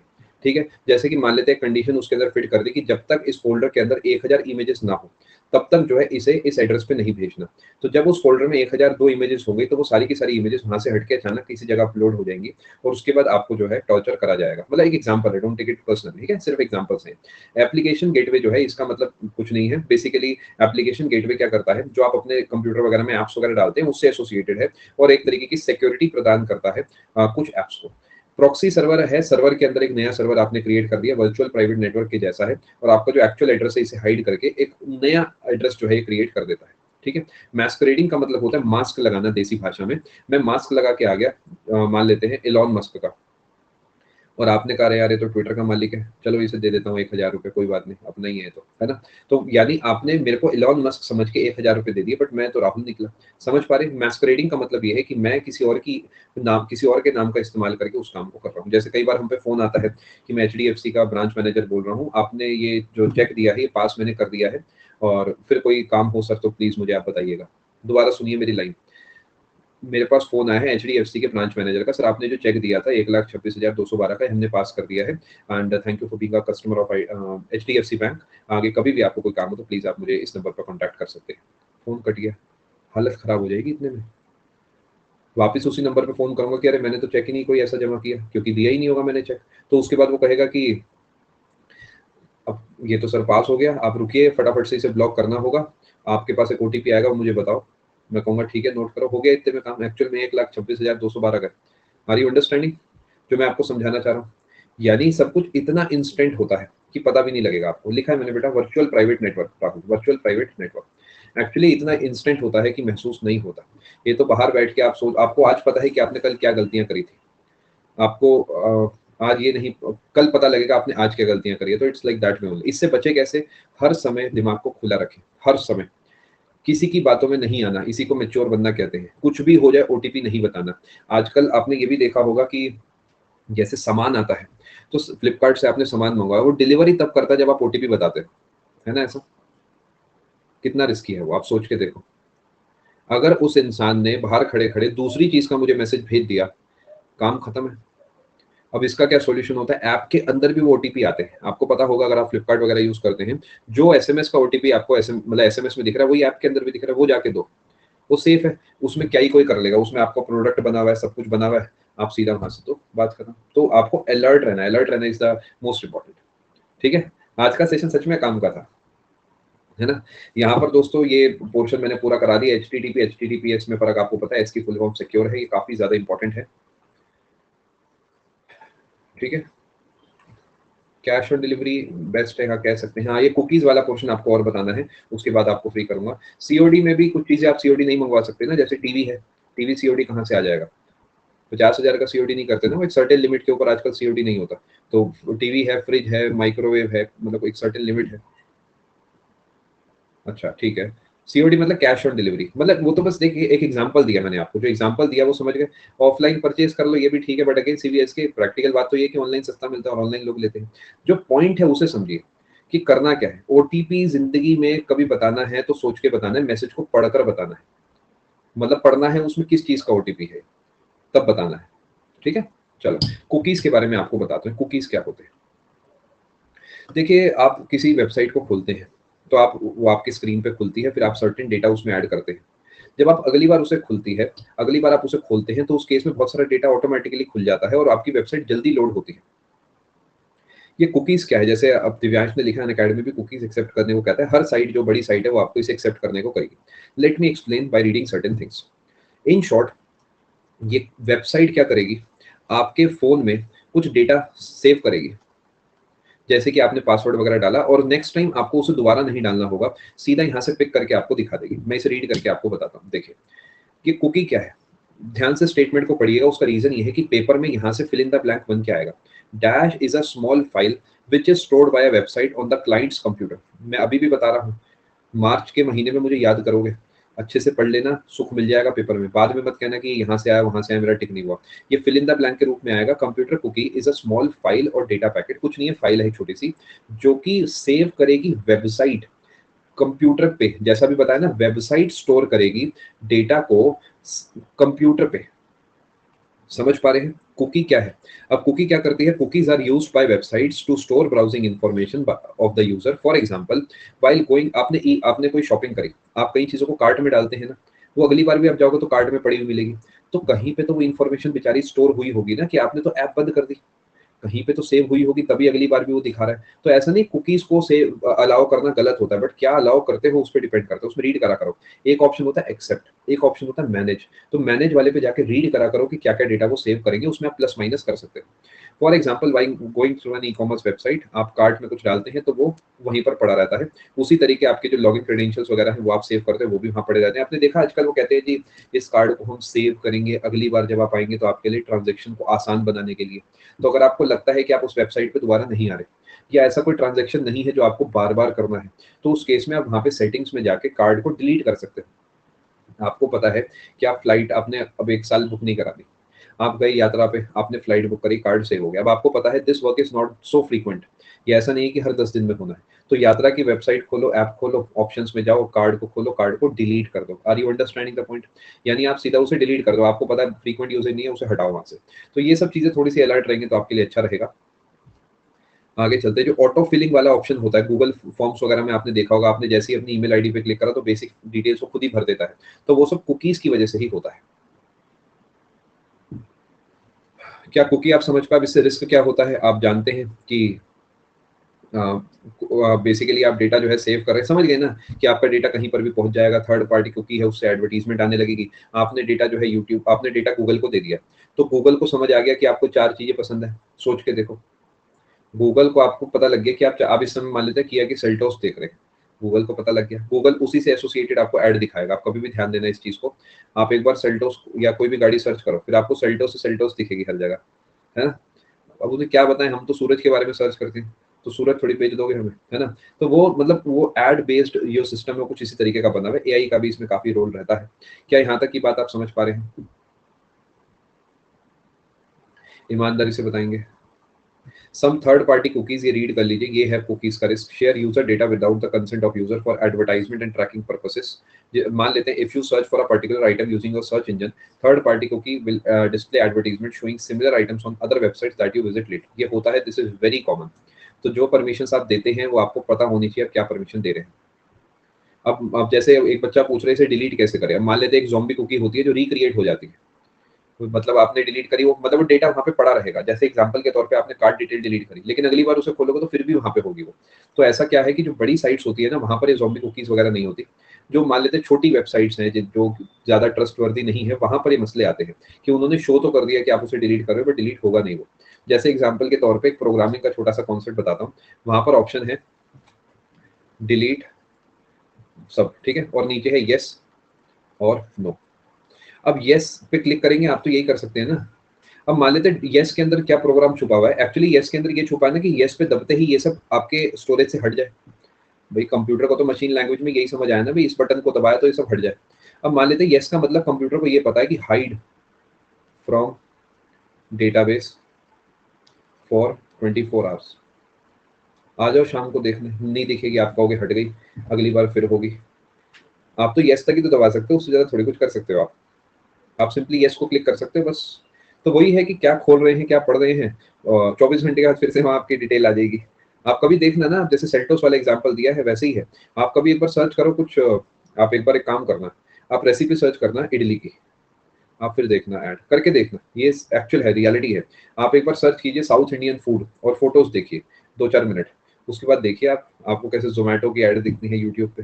जोमेटो, स्विगी, इन्हें लगता है पैसे तो है ही, शायद ये नहीं पता होगा इडली भी मिलती है बाजार में। अरे भैया मसला ही पैसे का है सारा। ये कहते हैं बिल पे करना आसान है, कहाँ से आसान है? उसके लिए खाते में पैसे तो चाहिए ना। अब मेरे खाते में अगर पैसे हैं तो मुझे आता है बिल भरना, मैं भराऊंगा। मेन ये इनका मॉडल इस पे बेस्ड है कि काम जो है वो आसान है। अरे पैसा आना मुश्किल है, उसके बाद का तो ऑलरेडी आसान है। बिजली का बिल भरने में वैसे भी कुछ मुश्किल नहीं है, कुछ भी नहीं है, वो मतलब 5 ही मिनट का काम है। इधर के बिल भरने के लिए पैसे कहाँ से लाने हैं उसके बारे में पता होना चाहिए। चलिए दोस्तों, यहाँ तक अगर आपको बात समझ आ गई है तो ये सेशन आपका कंक्लूड होता है। मैंने अपनी तरफ से अपना बेस्ट दिया है इस टॉपिक को पढ़ाने में। बाकी आप बताइए, आपको लगा है कि कुछ सीखने को मिला है आपको? सी, ये अवेयरनेस एक सेकेंडरी चीज़ है मेरे लिए। मेरे लिए प्राइमरी अब भी एसएससी का सिलेक्शन है। आप सीख गए हैं, ये this is good for you. But मैं यहाँ बैठ के आपको अभी भी एसएससी की ही तैयारी करा रहा हूँ। Obviously that is important for life as well, but still my main focus is on SSC exams only, ठीक है? यहाँ पर ये सेशन मैं कंक्लूड करता हूँ दोस्तों। अब मैं आपको बता देता हूँ मैं आपसे कब मिलूँगा। आपसे अब मेरी मुलाकात होगी 4 से 6 बजे। और उसके बाद जो है हम मिलेंगे 7 बजे, फिर 7:45 में। संडे कोई क्लास नहीं है, मंडे को आपकी 7 और 7:45 वाली है। और रात वाली एक बार देख लेना, अभी तक नहीं रखी है, एक बार ध्यान देख लेना, मैं एक बार देख लूँगा, नीड होगी तो रखवाऊँगा, वरना नहीं रखवाऊँगा। उसके बाद 14 तारीख है। 14 तारीख को मैं कोई क्लास नहीं रख रहा हूँ। देखो मुझे थोड़ा बहुत अपने जीवन का भी सोचने दो, मेरी पिटाई कराओगे तुम लोग, ठीक है? 14 तारीख को शाम को कोई क्लास नहीं है और 15 तारीख को आपकी क्लास है। 15 तारीख से आपकी स्मूथली क्लास चलेगी, ठीक है? मर्डर हो जाएगा मेरा। अब सोचो, पेपर से पहले मेरा मर्डर हो गया तो कौन कंप्यूटर पूरी कराएगा, ठीक है? तो शाम की आपकी क्लास नहीं होगी। On a serious note, use these days for your breaks, है ना? ये तो हंसी मजाक की बात चलिए, एक अलग है, but this work life balance is very important for life. ये मैं आपको भी सिखा रहा हूँ। आप सरकारी नौकरी में जाए तो maintain this work life balance, because ये आप ऑफिस में सीखना, ये मेरी बात ध्यान रखना, वर्क इज वेरी इंपॉर्टेंट आपके लिए। सरकारी वाला हमारे लिए तो this is a responsibility. Education sector, doctors, army, ये सब जॉब्स नहीं है, ये रिस्पॉन्सिबिलिटीज है। लेकिन जो आपका वर्क है, it is just a job, करना, वापस आ जाना, बाकी परिवार पे ध्यान देना। समझ रहे हो मेरे आपके में फर्क है? आपके लिए वही जॉब है, 6 बजे तक पूरा एफर्ट लगाना, ईमानदारी रखना, लेकिन उसके बाद परिवार को टाइम देना, because they are also a part of your life. चलो जी, मैं उम्मीद कर रहा हूँ यहाँ तक आपको सारी बात समझ आ गई। एंड ये जो हंसी मजाक की बात है, ये हंसी मजाक की है, ऐसे दिल पे नहीं लगा लेना इसे, ठीक है? मतलब ये बस आपको खुश रखने के लिए ऐसी छोटी मोटी हंसी मजाक करे जाते हैं। चलिए, thank you so much everyone for being a part of this session. ख्याल रखें अपना, अच्छे से तैयारी करें, एंड मिलते हैं आप सबसे आने वाली क्लास में। जो बच्चों का सीजीएल नहीं निकला है, जिसमें मैं कुछ बच्चों के नाम देख पा रहा हूँ, आयुष्मान है, दिशा है, और भी कुछ बच्चे हैं, सीएचएसएल नहीं निकला ना तो बात खराब हो जाएगी। विकास आप है, पुनीत आप है, सीएचएसएल निकल जाना चाहिए। एक गलती करनी थी, फॉर ग्रांटेड लेके कर दी, हो गया बस। मतलब मैं बिल्कुल क्लियरली कह रहा हूँ, दोबारा नहीं होनी चाहिए गलती, ठीक है? मेक श्योर ये 2023 अच्छे से पढ़े, आपस में बातें मिनिमम करने, लालची हो जाओ, सेल्फिश हो जाओ। देखो, यहाँ की दोस्ती मंत्रालय तक पहुंचेगी तभी निभेगी। सही कह रहा हूँ ना? आप में से एक जना मंत्रालय पहुंच गया, दूसरा जना तैयारी कर रहा है, कहाँ दोस्ती बचेगी? जिसका नहीं हुआ ना, वो खुद ही इतना शर्मिंदा हो जाएगा, उसका फोन करने का मन नहीं होगा। तो अगर आप सच में चाहते हैं कि आप एक मिसाल कायम करें कि हम तो ज्वाइनिंग से पहले से एक दूसरे को जानते हैं, तो उसके लिए आपको अभी के लिए एफर्ट लगा के सिलेक्शन लेना होगा। सोचो, एक दूसरे का जूनियर बनने में मजा थोड़ी आएगा, नहीं आएगा ना? तो सबके साथ चलो, अगले बैच में या उससे अगले बैच में पहुंचोगे तो जूनियर बन जाओगे, फिर मजा नहीं आएगा, सर बोलना पड़ेगा, है ना? तो कोशिश करें ये 2023 पूरा एफर्ट लगाए। चलिए, thank you so much, God bless, take care, goodbye. मैं आपके डाउट्स देख रहा हूँ, आप सभी का आने के लिए बहुत बहुत धन्यवाद। Thank you so much, God bless. Doubts की तरफ मैं चल रहा हूँ, बिल्कुल।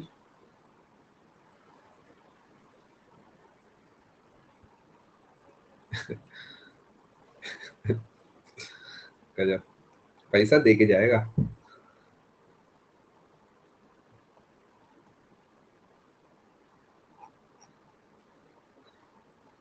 This is again, see Shiva, I know आपने उस सेंस में नहीं सोचा होगा, still this is again kind of that racial thing, because this is very common. मैंने बहुत बार नोटिस करा है कि ऐसी चीजों में जो है ना ये होता है। ये मतलब मैंने नोटिस करा है कई बार, maybe it might be a matter of chance only, but still I have notice this many times.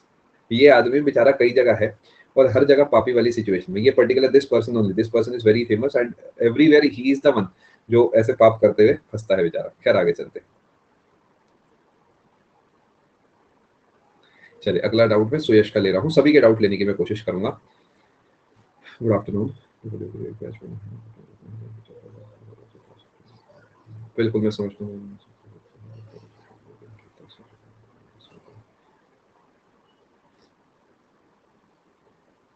इसका आंसर यस है, बिल्कुल चांस है। अगर आप 100 सवा 100 नंबर डब्ल्यू के पेपर में ले आते हैं तो डब्ल्यू के क्लियर होने के चांस पूरे हैं।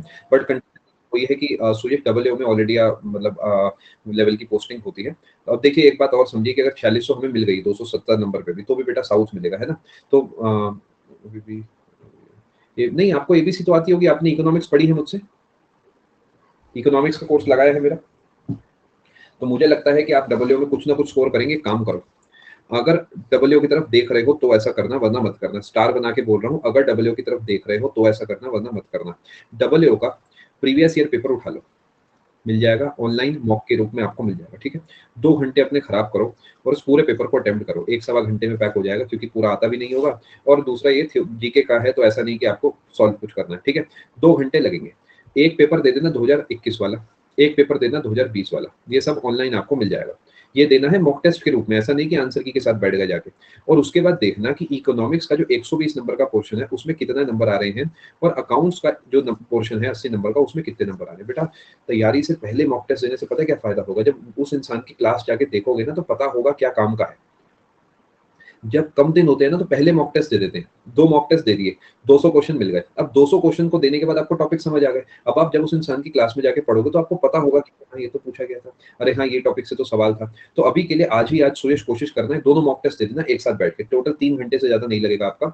एनालाइज करना, देखना कि क्या क्या और बढ़ सकता है, उस स्कोर को देखना, अगर वो 80-70 के आसपास भी है तो भी वो अच्छा स्कोर है, और उसके बाद आप इसे लगा लेना। लेकिन अगर उसमें आए आपके 30-40 नंबर तो फिर थोड़ा सा मेरे हिसाब से आपको इस तरफ ज्यादा फोकस करना पड़ेगा। 280 भी कोई बहुत बुरा स्कोर नहीं है, बट हाँ डबल ए के बारे में सोच के चलना स्मार्ट मूव है।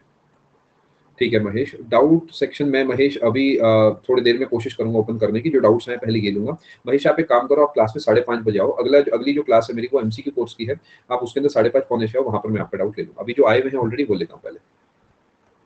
सुमित बेटा प्रैक्टिस करनी होगी, इसका सॉल्यूशन मेरे पास नहीं है, you are the one who needs to practise, आपको प्रैक्टिस करनी होगी, और प्रैक्टिस करते रहेंगे तो अच्छा रहेगा, बस और कोई रास्ता नहीं है। देखिए मैं यहाँ पर ऐसा कुछ नहीं बता सकता जो जादू हो जाए।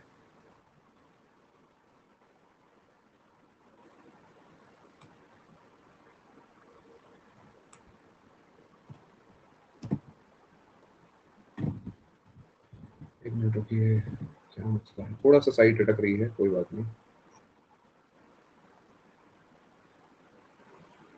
हाँ सुमित बहुत बहुत शुक्रिया आपका इस मैसेज के लिए।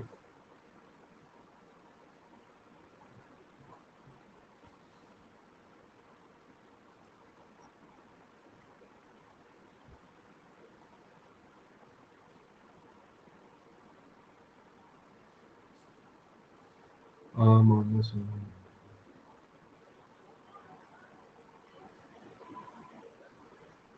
मानस कौन से पेपर का है ये बेटा, आपने नहीं लिखा है। सीजीएल है, सीएचएसएल है, प्री प्री है या फिर मॉक टेस्ट है कोई? मॉक टेस्ट है। एक तो प्रीवियस ईयर दिया करो मॉक टेस्ट की जगह, क्योंकि उससे एक्चुअल अंदाजा लगता है, और प्रीवियस ईयर देकर उसका स्कोर शेयर करोगे बेटर रहेगा। जीएस में आपने कुछ भी नहीं पढ़ा तो जीएस को तो छोड़ दीजिए, अच्छा प्रीवियस ईयर का ये ठीक है। मैथ्स में हाफ सिलेबस हुआ है, देखिए मुझे ऐसा लगता है बेटा 8 महीने में आपने थोड़ा कम पढ़ा है। आपको हो सकता है मेरी बातें कड़वी लगे, बट जो पुराने हैं वो इस बात को समझेंगे, मैं ऐसी बात करता हूँ। 8 महीने की तैयारी में सिलेबस पूरा हो जाना चाहिए। एसएससी का सिलेबस इतना नहीं है, उसका रीजन मैं आपको देता हूँ। आपने जीएस अभी कुछ भी नहीं पढ़ी है, तो मैं मानता हूँ कि 8 महीने में आपने इंग्लिश पढ़ी है, रीजनिंग पढ़ा है और आधा मैथ्स पढ़ा है। मैथ्स का सबसे लंबा कोर्स कोई मैं मान लेता हूँ 300-200 घंटे का, 200 घंटे से ऊपर का तो कोर्स नहीं होगा, तो 100 घंटे आपने मैथ्स में दिए हैं। इंग्लिश का कोई सबसे बड़ा कोर्स मान लेता हूँ 100 घंटे का, वो आपने इंग्लिश में दिया। रीजनिंग का बहुत लंबा चौड़ा कोर्स मान लेता हूँ 50 घंटे का, तो 250 घंटे हो गए। 8 महीने में जो है 240 दिन होते हैं, जितना मेरा मैथ्स काम कर रहा है। तो इसका मतलब रोज आपका 1 घंटे का एवरेज आया निकलने का, पढ़ने का। आप इस बात को समझ पा रहे हैं? इसका मतलब डेफिनेटली हमने बीच में कई सारे दिन ऐसे हैं जो पढ़ाई नहीं करी है, या फिर कुछ और गड़बड़ है। क्या मानस आप इस बात से एग्री करते हैं कि इससे ज्यादा करा जा सकता था जितना आपने करा है? आपका आने वाले समय में पेपर कौन सा है ये भी लिखिए, सीएचएसएल देने जा रहे हैं या फिर आपका मेंस है या फिर आपका जो है अगला साइकिल है कोई? सीएचएसएल है जून में, मतलब मार्च वाला सीएचएसएल नहीं है आपका? एक तो ज्यादा पढ़ना है, अगर जून में सीएचएसएल फोड़ना है तो ज्यादा पढ़ना है। जल्दी से जल्दी मैथ्स के सिलेबस को पूरा करो, 1 महीने से ज्यादा का आपको समय मैं नहीं दूंगा। 15 मार्च का टारगेट रख लो, रोते पिटते प्रैक्टिस के साथ 30 मार्च तक पूरा कर लेना। 31 मार्च नहीं, 30 मार्च तक, ठीक है। जल्दी जल्दी सिलेबस को पूरा करो, बिकॉज सिलेबस पूरा करोगे, रिवाइज करोगे, तब जाके काम बनेगा। साथ में जीके को पकड़ लो, जीके में सब्जेक्ट वाइज आप चलो, आपको जो सब्जेक्ट सबसे ढंग का लगता है, जिसे पढ़ने का मन होता है, उसे उठाओ और उसकी क्लासेस लगाना स्टार्ट कर दो। दिन में कम से कम 3 से 4 से 5 घंटे मैथ्स करिए, 2 से 4 घंटे जीके करिए, 10 घंटे मिनिमम पढ़िए, क्योंकि तभी जाके आपका स्कोर बढ़ेगा, ठीक है। ये 10 घंटे कोशिश करिए निकालिए, 10 की जगह कभी 5 भी रह जाए तो कोई कम नहीं है, बट ऑन एन एवरेज इतना पढ़िए। मैं आपको उसका रीजन देता हूँ मानस, जब आप नौकरी पे जाएंगे तो आपकी नौकरी जो है 9:30 से 6 बजे तक की होगी, तो आप अपने घर से सुबह 8:30 बजे तक तो निकल जाएंगे ना मेरे दोस्त, और वापस आप 7 बजे तक आएंगे ना मेरे दोस्त, तो इसके बीच का कितना समय हो गया? इतने घंटे तो दो, है ना। लोग तो इतनी नौकरी के साथ तैयारी करते हैं, इतने घंटे तो ये मैं को 10 घंटे के आसपास तो हो गए, 9 से 6 9 होते हैं, 10 घंटे हो गए, तो 10 की जगह 8 9 घंटे तो आप दो, ठीक है। बाकी ऑल दी बेस्ट माइनस, कोई दिक्कत हो आप दोबारा आके मिलिएगा मुझे।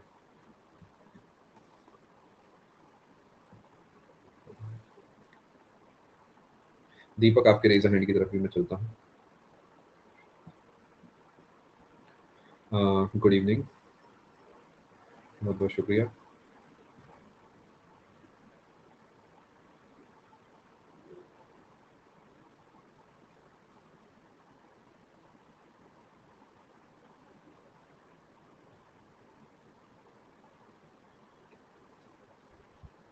सी टाइपिंग आपको देनी ही पड़ेगी, ठीक है, कोई बात नहीं श्वेता, टाइपिंग देनी ही है। मतलब मैं क्लियर कर देता हूँ आपको एक ही लाइन में, टाइपिंग स्किप करके आप सिलेक्शन नहीं ले सकते, पहली बात। दूसरे नंबर पे आपके बीएड के एग्जाम में ये टफ काम हो गया थोड़ा, मैनेज कैसे करें ज्यादा पढ़ के। सबसे पहले एग्जाम डेट्स को थोड़ा सा ध्यान में रखो। बीएड के एग्जाम में आपके 17 और 20 फरवरी, 20 फरवरी के बाद तो कोई नहीं है, 2 एग्जाम है आपके बीएड के।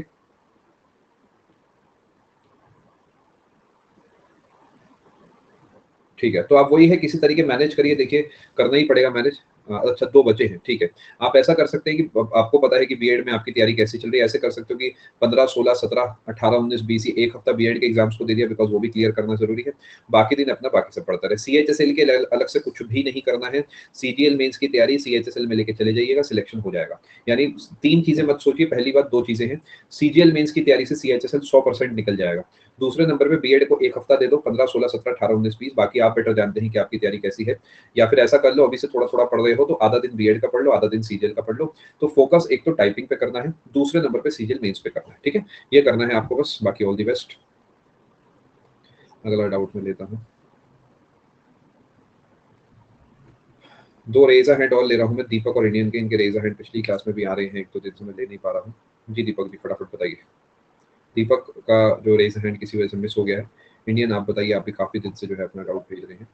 Good afternoon sir. हेलो। जी इंडियन जी बताइए। Good afternoon sir. Good afternoon जी। सर मैंने डाउट भेज रखा है। जी जी खोल लिया मैंने। आप ही है जो अभी कुछ दिन पहले गुस्सा हो गए थे। सर नहीं, गुस्सा नहीं हुआ था, मतलब ना वो मैंने सुना, मतलब क्लास ली थी तो आपने कहा था क्लास में है, तो उस समय मतलब डाउट ढांट अरे लिया ना, नहीं वो कोई साथ बात क्लास ली थी मैंने, उसके बाद में चला गया था जहाँ से आपने डाउट स्टार्ट अरे किया था कोई ना। बात नहीं, कोई बात नहीं, बाद में तो थोड़ा तो ऐसा हुआ होगा ना मन कि यार क्या कर दिया मैंने। हाँ सर, तो हुआ नहीं था हुआ तो। तो पापी होना चाहिए। चलो बताओ क्या दिक्कत आ रही है, दीपक दोबारा भेज दीजिएगा, अभी ले लूंगा डाउट। जी बताएं इंडियन सर जी। एक फोरम मोक का फ्री, ये तो फ्री मोक दिया था प्रीवियस ईयर। आपका सिलेबस पूरा नहीं है। यस सर, सिलेबस पूरा लगभग, मतलब नहीं है, पता नहीं क्या हो रहा है। नहीं मैथ्स में कितना परसेंट काम कर लिया है। सर वैसे तो ना मैंने अरिथमेटिक कंप्लीट कर रखा है, एडवांस पोर्शन नहीं किया है, और इंग्लिश में ग्रामर भी कर लिया है। 3/7 कितना परसेंट होता है। 3/7 हाँ जी। परसेंट, जी। तो 300/7। अरे वाह, ऐसे हम्म। 3 × 100/7 ही बता देते। ये तो याद कराया होगा ना आपके एजुकेटर ने। आपको 1/7 नहीं याद कराया, 14.28। हाँ सर, याद तो कराया। 3/7 में यहाँ पर आप 42 लिखेंगे ना। Yes sir. ये आपको थोड़ा बहुत याद कराया होगा, 84 ऐसा कुछ कैसा करवाया? कराया ना। 1/11 बताएं। 1/11।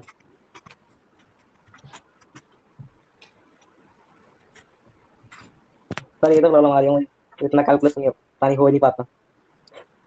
ठीक है, अब आप मुझे एक बात बताइए। एक सामान था 100 रुपए का, यस सर। उस सामान पे मैंने 20% डिस्काउंट दिया। Yes sir. ठीक है, ये इसका एसपी है, ये डिस्काउंट है। ओके। ठीक है, यहाँ तक आप समझ पा रहे हैं। Yes sir. सेलिंग प्राइस नहीं, ऐसे और थोड़ा सिंपल फ्रेमिंग करते हैं। कॉस्ट प्राइस है किस चीज का, 120 रुपए। प्रॉफिट है उस पर 25%। तो मुझे बताइए सेलिंग प्राइस क्या है।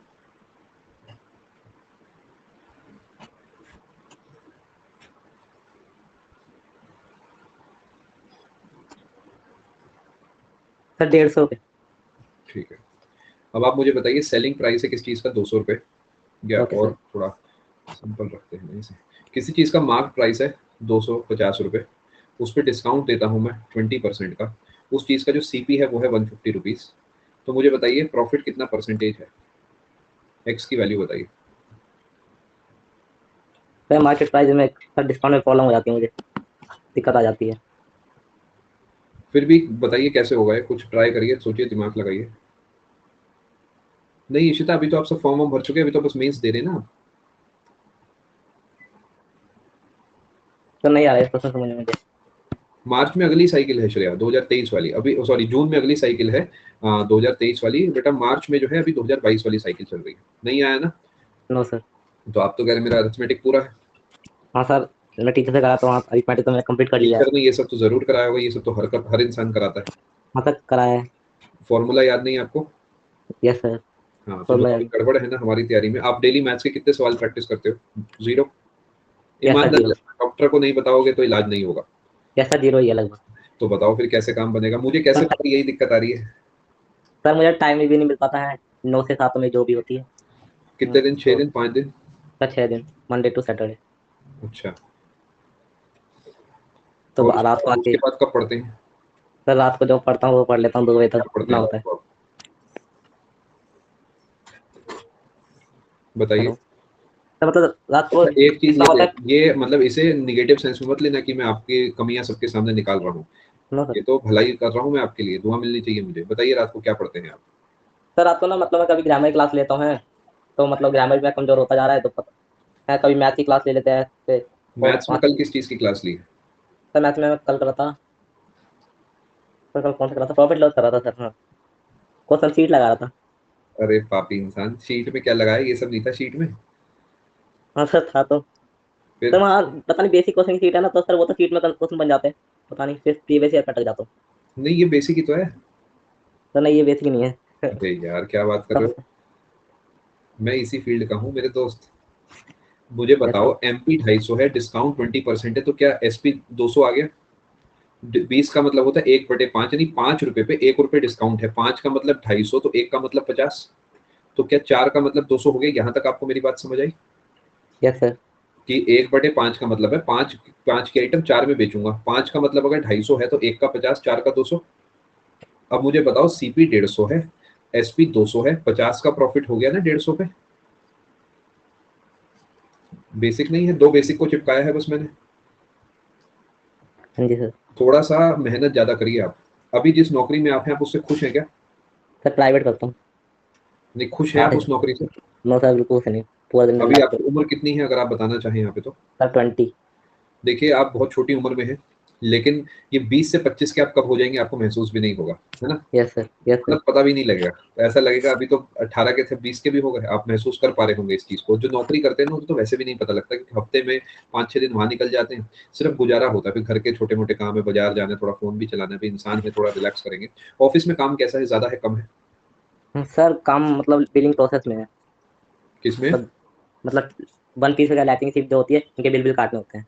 नहीं तो ऑफिस में जीके पढ़ने का टाइम मिल सकता है, नहीं मिल सकता? सर नहीं मिलता था टाइम बिल्कुल। हम्म, देखो मेहनत करनी पड़ेगी इंडियन, थोड़ा सा ना सोच को बदलो। और कुछ भी मत पढ़ो। जैसे आपने मुझे बोला कभी मैं इंग्लिश पढ़ लेता, कभी मैं मैथ्स पढ़ लेता हूँ, ऐसा मत करो। कोशिश ये ओके। करो आप एक चीज के पीछे पड़ जाओ। अगर आपने मैथ्स करी है तो मैथ्स में अगर आप एक चैप्टर कर रहे हो तो उसे ढंग से कर लो। अगर आपको नहीं आ रहा तो किसी एजुकेटर से पढ़ लो। शीट में तो क्या आप लेके बैठे हो, कई बार 5 मिनट में आप आराम से आंसर निकाल रहे हो। किसी अब प्लस पे आए हो तो इसका यूज करो, किसी एजुकेटर की क्लास लगा लो। मतलब मेहनत करो। देखो मैं जानता हूँ आप मेहनत कर रहे हो, लेकिन वो आप अपनी नौकरी पे कर रहे हो, है ना। Yes sir. As a as an employee आप बहुत अच्छी मेहनत कर रहे हो, बट एज अ स्टूडेंट तो नहीं कर रहे ना। मैं स्टूडेंट भी सर करता हूँ, लेकिन पानी इंप्रूवमेंट नहीं हो पा रहा। नहीं इंप्रूवमेंट इसलिए नहीं हो रहा क्योंकि आप मिक्स करके कर रहे हो, कभी कुछ कभी कुछ कभी कुछ। आप अगर मैथ्स कर रहे हो तो आप मैथ्स के पीछे पड़ जाओ। करना पड़ेगा आपके लिए, काफी मुश्किल है जीवन, क्योंकि आप ऑलरेडी इतनी लंबी चौड़ी जॉब कर रहे हो। जब आप 7 बजे आते होंगे तो आपका मन नहीं करता होगा कुछ भी पढ़ने का, मन होता है चलो मैं आराम कर लूं, मैं लेट जाऊं थोड़ी देर, है ना। मैं समझता यस। हूँ। मैं भी जीवन में बहुत मेहनत करता हूँ, मैंने कई साल बहुत मेहनत करी, आज भी करता हूँ। तो मैं समझता हूँ कि बहुत बार मन नहीं होता, बट फ्यूचर को बदलने के लिए आपको करना पड़ेगा। पढ़ो तो ढंग से पढ़ो। किसी एजुकेटर की क्लासेस लगा लो जो आपको चीजें समझा दे। मुझे ऐसा लगता है कि अभी बेसिक्स में दिक्कत है। किसी एजुकेटर को पकड़ो जिसकी बातें आपको समझ आती है, और अच्छे से उनकी क्लासेस के क्वेश्चंस को लगाओ। एक बार उस क्लास के बीच में लगाओ और एक बार उसके बाद दोबारा लगाओ। ठीक है, तब जाके काम बनेगा। ठीक है। तो मतलब एक साथ सारों को लेके चलो यार, मतलब नहीं सर। चल पाएंगे ना बेटा, आपके पास टाइम नहीं है। एक साथ तो वो चल पाएगा ना जो 10 घंटे पढ़ सकता है, आप मुश्किल से 2-3 घंटे पढ़ सकते हो। यस अब सर। बताओ 3 घंटे में मैथ्स को क्या दोगे, इंग्लिश को क्या दोगे? तो ऐसा यस कर सर। सकते हैं ना कि पहले मैथ्स कर ली, मैथ्स में आपको दिख गया भी आधी चीज मेरी अच्छे से तैयार हो गई, फिर धीरे धीरे मैथ्स का समय कम करा, फिर अपना इंग्लिश को लेके बैठ गए या जीके को लेके बैठ गए। Yes sir. ठीक है, थोड़ी मेहनत लगेगी, थोड़ी नहीं ज़्यादा लगेगी, बट हो जाएगा। अभी उम्र है बेटा, अभी गलतियाँ करके सुधार सकते हो, 25 की उम्र में नहीं सुधार पाओगे। और मैं यही कहूँगा, सेट हो जाओगे सरकारी नौकरी में, सुख मिलेगा पूरे जीवन। ठीक है? चलो, ऑल द बेस्ट। बीच में कोई दिक्कत हो दोबारा आना मेरे पास। Okay sir, thank you. Okay, bye. बाकी डाउट्स 4 से 6 वाली क्लास में लेता हूँ। इशिता अगली क्लास में, क्योंकि समय काफ़ी ऊपर हो चुका है, मैं भी चाय वगैरह पी लेता हूँ, आप भी पी लीजिए, 3:15 हो गए होंगे मेरा ख्याल। हाँ, चलिए, थैंक यू सो मच। दीपक अगली क्लास में आप भेजिएगा। वैसे मैंने पहला कॉल दीपक आप ही का लिया था, बट किस्मत सेट नहीं बैठी होगी, है ना? आप मुझे 4 से 6 में भेजना, मैं दोबारा लूँगा आपका जो रेज़ हैंड है। चिंता मत करो, आज आप अवेलेबल रहना, पौने 6 से 6 के आसपास आपसे बात हो जाएगी, बेफ़िक्र। ठीक है? Thank you so much, God bless all.